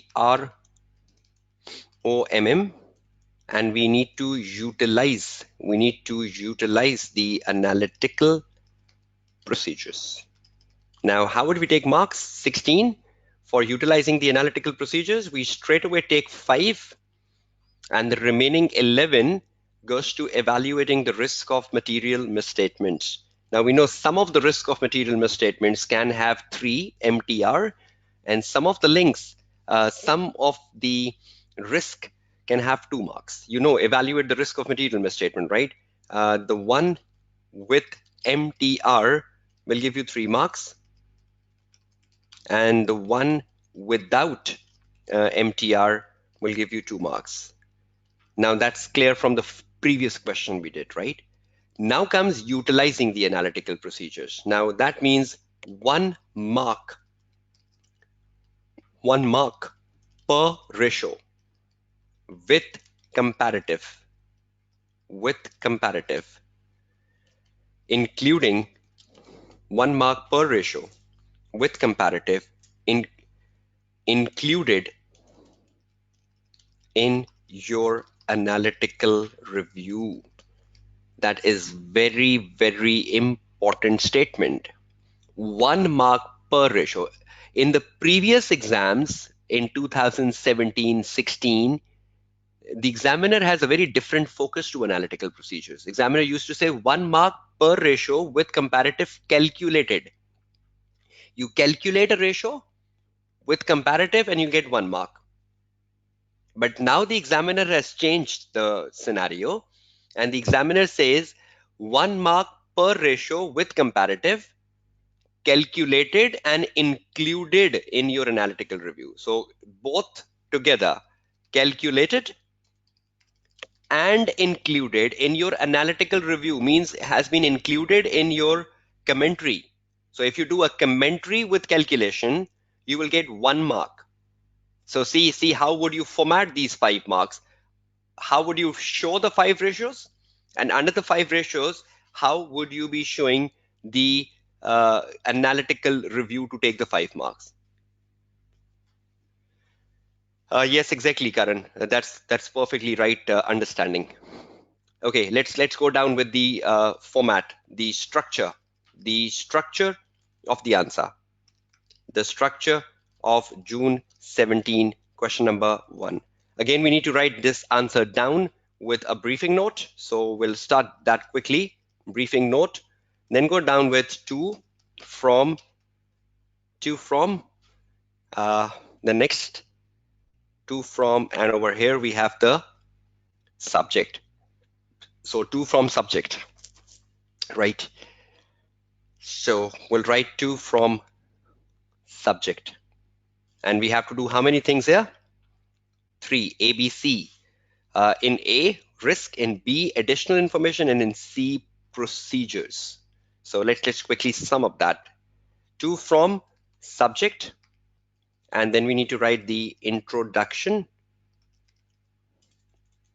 and again in the introduction you need to write the purpose of writing this briefing note is to, and you continue writing your answer, whatever and however you want to write in the answer. Right, full stop. So you need to write a briefing note as a heading, again recapping. Then you need to put in the everything is important, right? Everything is important. Briefing note from subject and introduction. Now then after that, you come down with the requirement A. The requirement A is to do the risk of material misstatements with analytical procedures. Now see how you present your answer, right? The requirement 2 is additional information. The requirement 2 is additional information, and the requirement 3 is to write on procedures on A and B. So when you're writing the procedures on A and B, which is the procedures on the impairment of the Chiku brand, and the planned acquisition. Procedures on the impairment and the planned acquisition.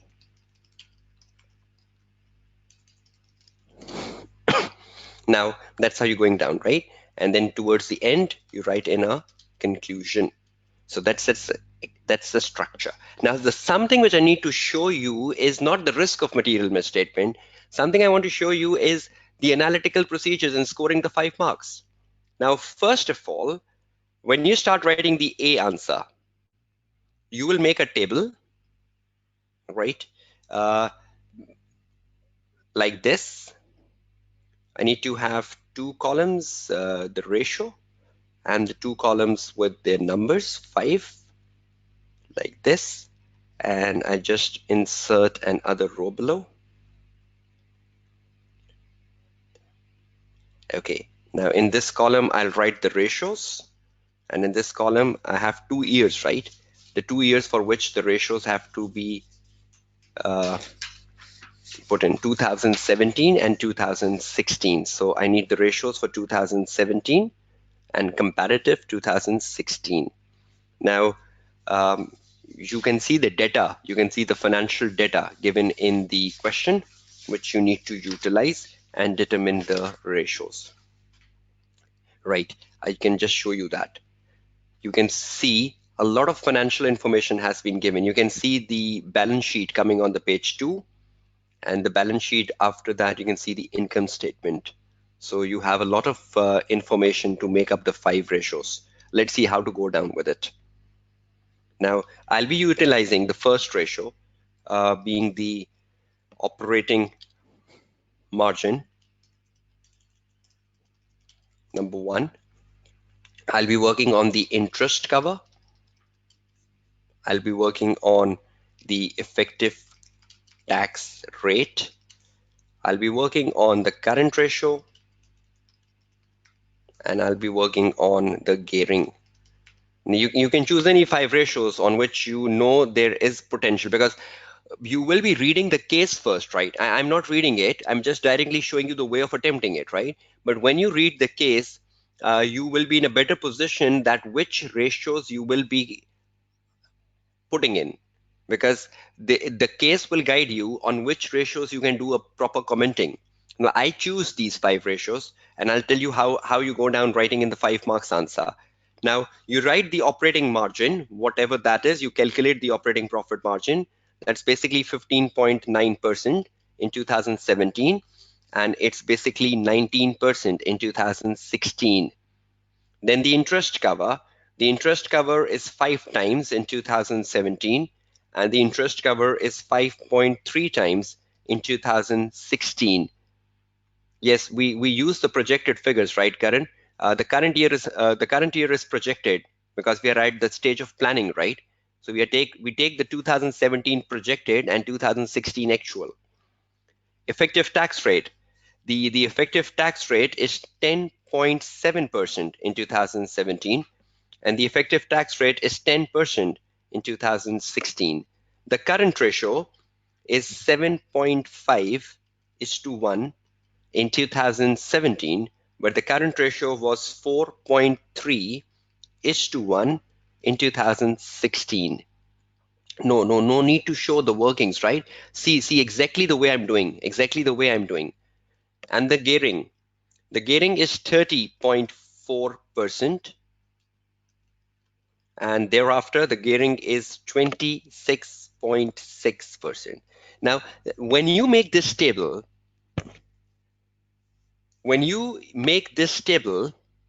this is not giving you 5 marks, right? Because in the previous formats of the AAA paper, this table used to give you 5 marks.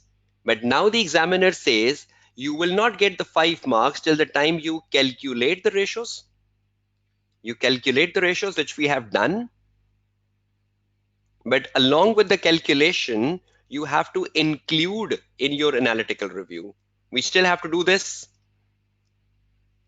So at least we got half the marks right. Now you're getting the remaining. Now under the table of your ratios, you will start to comment. Starting with operating margin. The operating margin has decreased to 15.9% over the last year, 19%. Now we know what is included in the operating margin. Operating margin, sorry for that. You know what is included in the operating margin, right? The sales and the operating expenses. Now we need to identify the risk. If I take you to the question, and you see the revenue, coming here. The revenue of the company is increased, and if you can work on the percentage of the revenue increasing,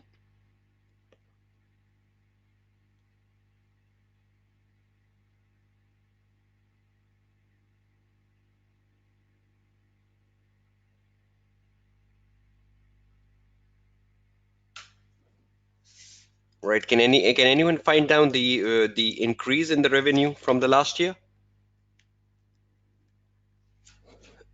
12.8%, right? Now we need to be here. Operating margin has decreased to 15.9% over the last year, 19%, despite the sales increasing by 12.8%. There could be a risk that the sales are overstated, because that's the embedded risk of sales, right? The inherent risk. There could be a risk that sales are overstated because they have already grown by 12.8% despite the company has withdrawn one of their major product from sales, that is the Chiku brand. Now that's given in the case study, right? That's given in the case study that company has withdrawn one of its very important brand, Chiku brand, from the sales. Now, despite withdrawing your major product, Chiku brand, your sales are still rising by 12.8%. So there is a risk that the sales could be overstated. Now, that means if the sales are overstated, your operating profit margin, which has decreased, could still be fabricated. Your operating profit margin has decreased to 15.9% when there is a risk that the sales could be fabricated. So is there a risk that the 15.9 has been window dressed? The 15.9 could have been 13. The 15.9 could have been 12. So is everyone getting my point clear here? So the operating profit margin has gone down, but what if it should have gone down more? And the company has fabricated it to show it at 15.9% by manipulating the sales number here. So the sales have increased despite the fact the company has withdrawn a product which is given in the case study. So there is a risk in the operating profit margin. That's number one. Then number two, the operating expenses has increased by how much? Operating expenses have increased by? Can you find the percentage for that? 17%. The operating expense has increased by 17% over the last year, which is not consistent with the growth in sales, which is not consistent with the growth in sales. Now, see how you go back to the case. You found out a percentage that the operating expenses have increased by 17% over the last year, which is not consistent with the growth in sales. Now, let's go back to the case. I want to show you something. When you look at the operating profit margin, operating expenses, see how much have they increased operating expenses? From 158, they've increased to 185. So that's 168, 178. So they've increased by $27 million. By $27 million, they have increased. $27 million they have increased. Now, you might be amazed why I am taking out this $27 million. When you go down on the page 3, the page 3 tells you that the company has impaired a Chiku brand. In December 16, the Chiku brand name was impaired by $30 million. Now, when you impair a Chiku brand with $30 million, now we know that the impairment must have hit your operating expenses. Now, only the movement of impairment, that the impairment loss you are recognizing is hitting 30 million. And when you look at your operating expenses, yeah, they have just increased by 27. So do you believe the operating expense have increased by less amount here?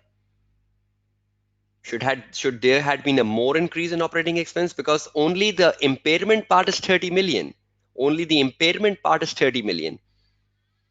So if I add 158 plus 30, I go to 188. And there might be many more operating expenses which must have increased. So should it be more than $27 million? Because only the impairment is $30 million. So do you believe the operating expenses have been understated here despite showing a growth of 17%? Do you all agree with that? No, the sales have increased, right, Amsal?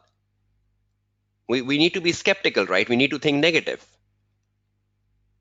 So do you all believe, can I get your yes and no answers quickly? Do you all believe that the operating expenses, despite the fact they're increasing by 17%, there is an understatement here? Because alone the impairment is 30 million. So can I go back and write my ratio here? Operating expenses have increased by 17% over the last year, which is not consistent with the growth in sales first.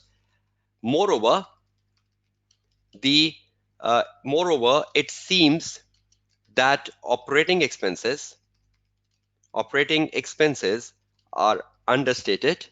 Operating expenses are understated as the increase in operating expenses is just $27 million, despite the fact that there has been an impairment of $30 million. So have we identified two risks here? One being that operating expenses could be understated as part of the operating profit margin, and that the sales are overstated because they have already grown despite the Chiku product has been withdrawn. So this is what the examiner is looking for under the table of the ratios. Now, all of you should know that operating profit margin consists of two things: sales and expenses.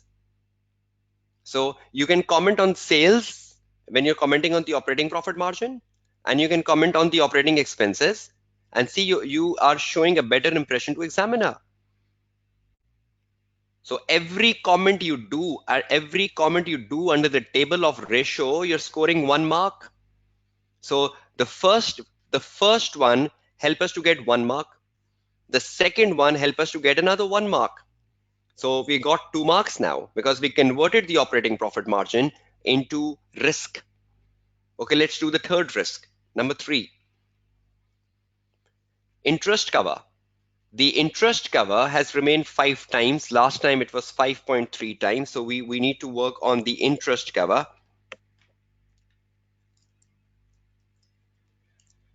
So if we go back, look at what is happening with interest cover. Can you see that?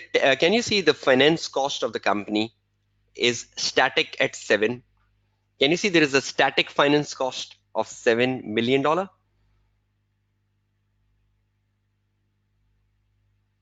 Now go to the next page and see whether the company has taken out a new loan. A $20 million loan was taken in January 17. Has the company taken on a new loan? So should the finance cost increase? Should the finance cost increase? So have we identified another risk through interest cover? Now, when you are commenting on the interest cover, you should take into account the finance cost. And when you take into account the finance cost, you should also take into account the new loan. So see how you're getting your point. Under the next one, you're saying the finance cost, the interest cover has almost remained unchanged, from last year, as it was 5.3 times in 16, whereas it's 5.3 times in 17. So this almost like static, right? The interest cover has almost remained unchanged. Now we say the interest cover, the finance cost, which is part of the interest cover, right? The finance cost has remained static despite the company has taken on a new loan. Thus, the finance cost could be understated, and the interest cover could be manipulated. See, we got the third mark. Now, if you know the components of the ratios, you can really comment well. Operating margin, sales and expenses, interest cover, and you're thinking about interest cover connects with the finance cost, right? So you're thinking about what has happened to the finance cost. Yes, every reasonable comment attracts 1 mark. So far we got 3 marks under the table. So do we only have marks for calculation? I'm asking a question to all of you. Do we only have marks for calculations?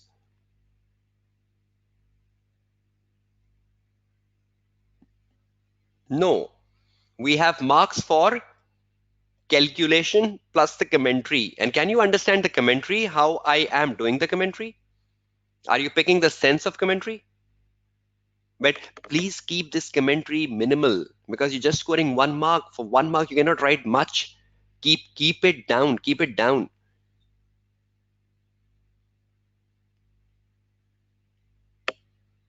Okay, let's go down to the last one. Which other ratio we have? The current ratio. Can you see the current ratio? Can you see the current ratio have increased a lot? Sorry, the effective tax rate, right? The effective tax rate.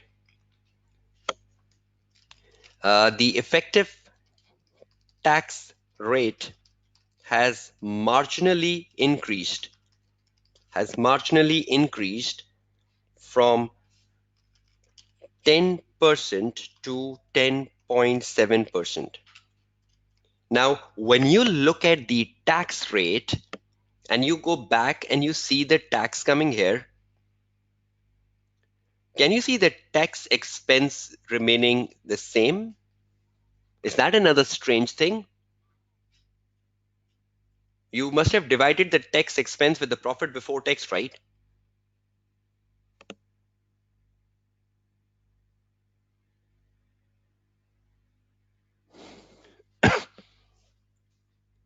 Yes, I think I just need to make a correction here, right? Uh,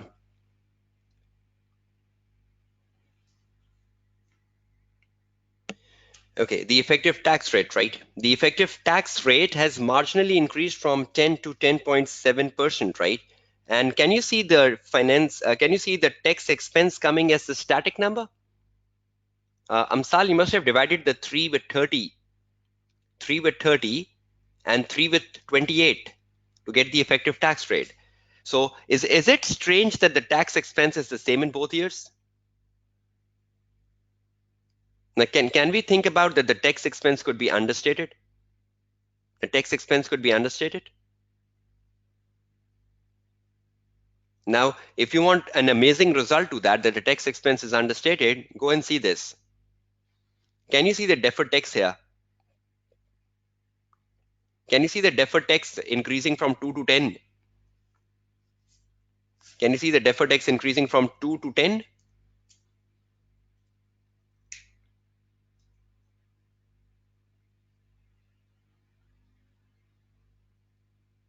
When there is an increase in the deferred tax, now this is a deferred tax liability, right? If you go to the note number 4, the note number 4 is about a deferred tax liability.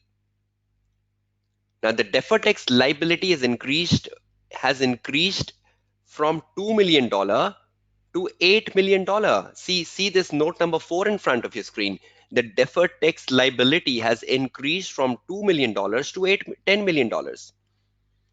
So when you recognize a deferred tax liability, where should the debit go? The credit has come in the non-current liability. Where should the debit go? Should not the debit hit the tax expense for the year? Should not it hit the expense? So when you are recording a deferred tax liability, have you increased your deferred tax liability from 2 to 10? So when you increase the deferred tax liability from 2 to 10, where is the corresponding effect? Where is the debit effect? The debit effect must have hit the tax expense, right? No. This is a deferred tax liability, right? Because it has arisen from the depreciation. So Can we see the visible aid difference, and the visible aid difference should have affected the tax expense? Is that true? So are we very sure that the tax expense is understated? The tax expense is understated for this company. However, the tax expense has remained the same for both years and could be understated, could be understated because the tax expense should had increased due to the changes, due to the increase due to the increase in deferred tax liability, due to the increase in deferred tax liability by $8 million. Your deferred tax liability has increased by $8 million. So when deferred tax liability has increased by $8 million, you must have credited the deferred tax liability, but you must have debited the expense, the tax expense. So it's very clear that your tax expense is understated, and that means that your effective tax rate is being manipulated here. So when you think about the effective tax rate in the exam paper, you are very much critical about the tax expense. And see, have we identified that the tax expense is understated? Have we found the fourth mark? Have we found the fourth mark? And the last one, current ratio. Has the current ratio increased a lot from the last year? The current ratio has increased significantly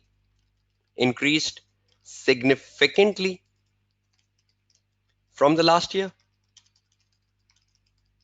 Is it so? Has it increased significantly from the last year? The current assets, the current assets could be overstated, and the current liabilities could be understated. Is that the risk? Should we know the components? I hope all of you are getting my strong message here, that for each ratio you should know the components, because if you know the components, you can really comment on the risk factor. See, for a current ratio, I should know the current assets and liabilities. For the effective tax rate, I should know the tax expense. For the interest cover, I should know the finance cost. For the operating profit margin, I should know the sales and expenses. Madhya Iqbal, you can just catch on the video on the Vimeo to get the point of the deferred tax again, because when there is a rise in the deferred tax liability, what accounting entry will you be passing? You must have credited your deferred tax liability, but against the credit of the deferred tax liability, what you must have debited? You must have debited your tax expense, right? So is everyone clear about how I did the commentary? Now, can you just go back to the balance sheet of this company and tell me how much the current assets have increased? How much the current assets have increased from the last year? Can you just identify the percentage? How much the current assets have increased from last year in terms of the percentage? 34. Is that a significant rise? Can we think about these are overstated? So has it increased a lot? And can you find the current liabilities, how much they have fallen? How much the current liabilities have fallen? But Ali Shoaib, you have to do that much, right? You have to do that much. So see very carefully, all of you. The current liabilities have gone down by 24%, and the current assets have gone up by 34%. So see, the current assets could be overstated as they have increased by 34% over the last year, and the current liabilities could be understated as they have decreased by 24% over the last year. See how you made an impact on your answer. Current assets, current liabilities. And that's where you're getting your fifth and the final mark. And that's where you're ending.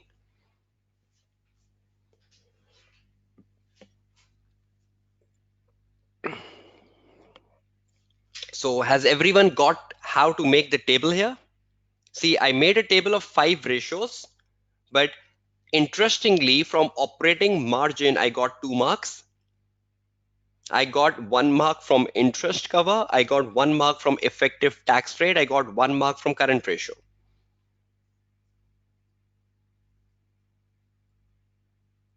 Right? So is everyone clear about how to put the answer under the analytical review? And is everyone clear on the marking schemes?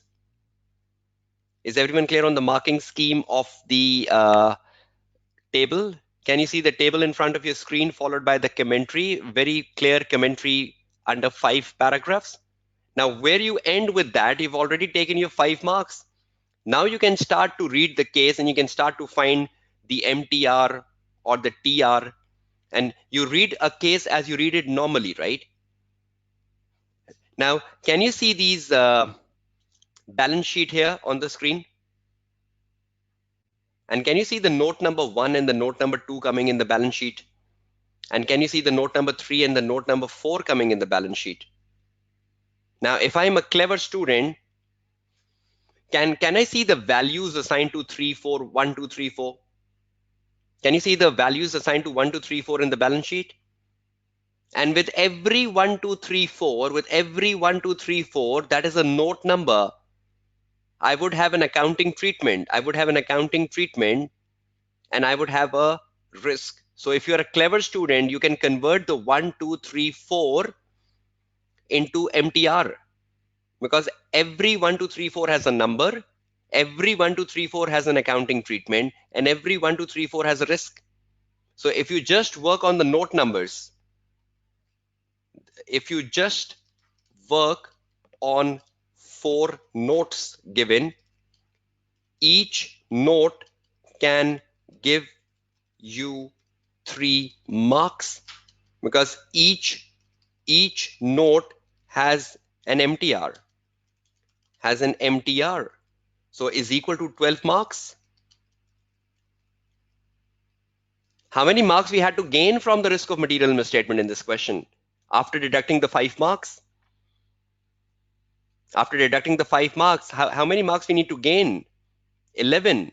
So see, we got straight away 12 marks. If I just work on the note numbers and I convert every note number to MTR, I get straight away 12 marks.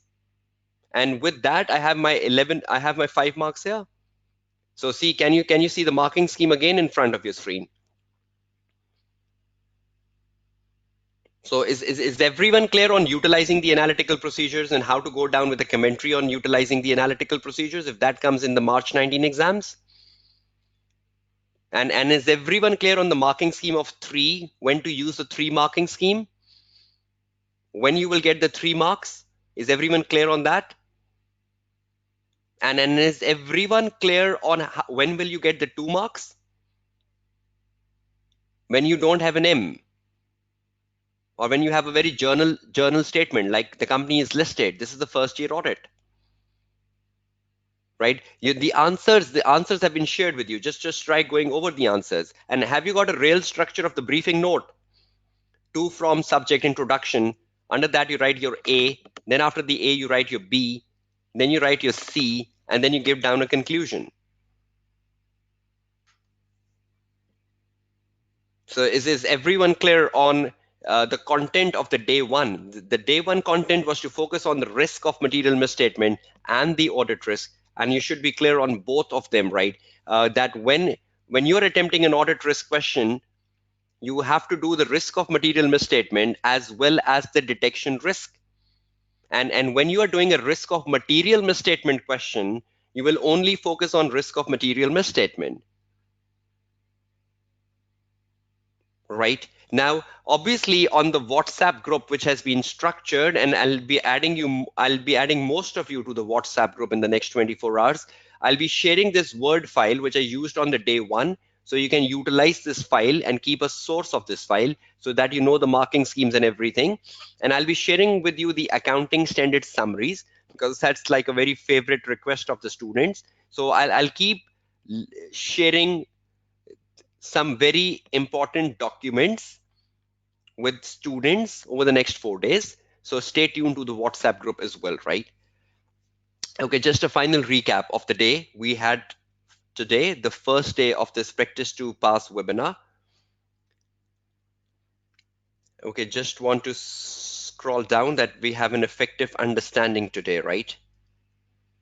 Okay, final recap, and in between I would be looking forward to your feedback to the session today as we move into the last 3 to 4 minutes of the session today. So I'll be looking forward to your feedback on how good the session was today and how much insights have you got from the session today in terms of students, particularly those students who are preparing for the first attempt to the AAA paper, how insightful the session had been for you in terms of attempting a question on risk. So I'll be looking forward to your feedback on the screen. Okay, just in terms of the recap, we did two things today. We did an audit risk question and we did a risk of material misstatement question. The reason for that is both are important for March 19. I didn't spend time on the business risk because I did that in the December 18 webinar. And again, the business risk has come down in December 18 webinar. So the likelihood of reappearing is not there. So you should be better spending your time on audit risk and risk of material misstatement. And you should know the difference between both the risk of material misstatement and the audit risk, right? And then the more important thing I tried to highlight was the marking scheme, because if any one of you has given a prior attempt, you must not be updated with the marking scheme. So you should be knowing the marking scheme as well of this topic. And then I really spent time on the briefing note structure because I believe those are 4 very important marks. And normally the students are not very well equipped with those 4 marks in making up a briefing note and normally lose marks there, right? Now, when I meet you tomorrow, tomorrow will be the evidence day 2. And I believe evidence is another area where a lot of students have a lot of confusion. And I'll be guiding you tomorrow that is evidence really important for March 19 exams? And if yes, then what sort of a question are we expecting on evidence to come in? Now, just utilizing the last 3 minutes and for this session, if I just take you to the website of the technical articles, the ACCA AAA technical articles right in front of your screen, and you go down these articles, can you see these 2 articles in front of your screen? One is auditing in a specialized industry, audit in a specialized industry. This one, this is the new article for March 19 exams. You should read this article. This is a so easy article, audit in a specialized industry. This is such a simple article which tells you about your competence and experience to in a specialized industry. This is an article which has been written on quality control, having the right competence, having the right experience to do audit in a specialized industry. So this article is more exploring to competence and more exploring to having competence in terms of a specialized industry. A very simple article, but please don't miss this article for March 19 exams. It might fit somewhere. Don't take a risk. Then there was an article which was basically published for December exams, but it was not asked for in the December exams. So you will have a carry forward effect to that. You have to take this article, which is the next one on the screen in front of you. This is an article on the exposure draft, auditing accounting estimates and related disclosure. Um, Please assure you have read the article on auditing accounting estimates and related disclosure, because this article is a current issue. So if you are asking what is the current issue, this was a current issue for December exams, but it didn't appear in December exams. So there will be a carry forward effect of this article. So please ensure you do read this article on auditing, accounting estimates, and related disclosure, as this is a current issue and a very, very important article. So the two articles in front of your screens are a must to read articles, and I'll just be giving you a glimpse of both the articles on the day 4, in the last 15 to 20 minutes of the day 4, so that you have a better glimpse of auditing in a specialized industry and the IAASB exposure draft.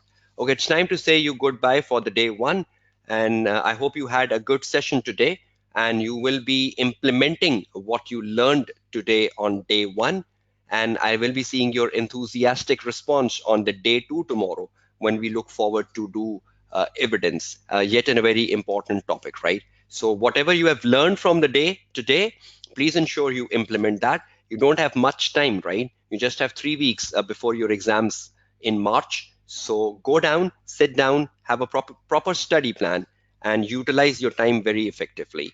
I'll see you tomorrow in the day 2 live session, 9 to 11:30 p.m. the Pakistan Standard Time. And I say goodbye from the day 1 of the AAA Practice to Pass session for March 19 exams being organized by ACCA Pakistan. I was your tutor, Kashif Kamran.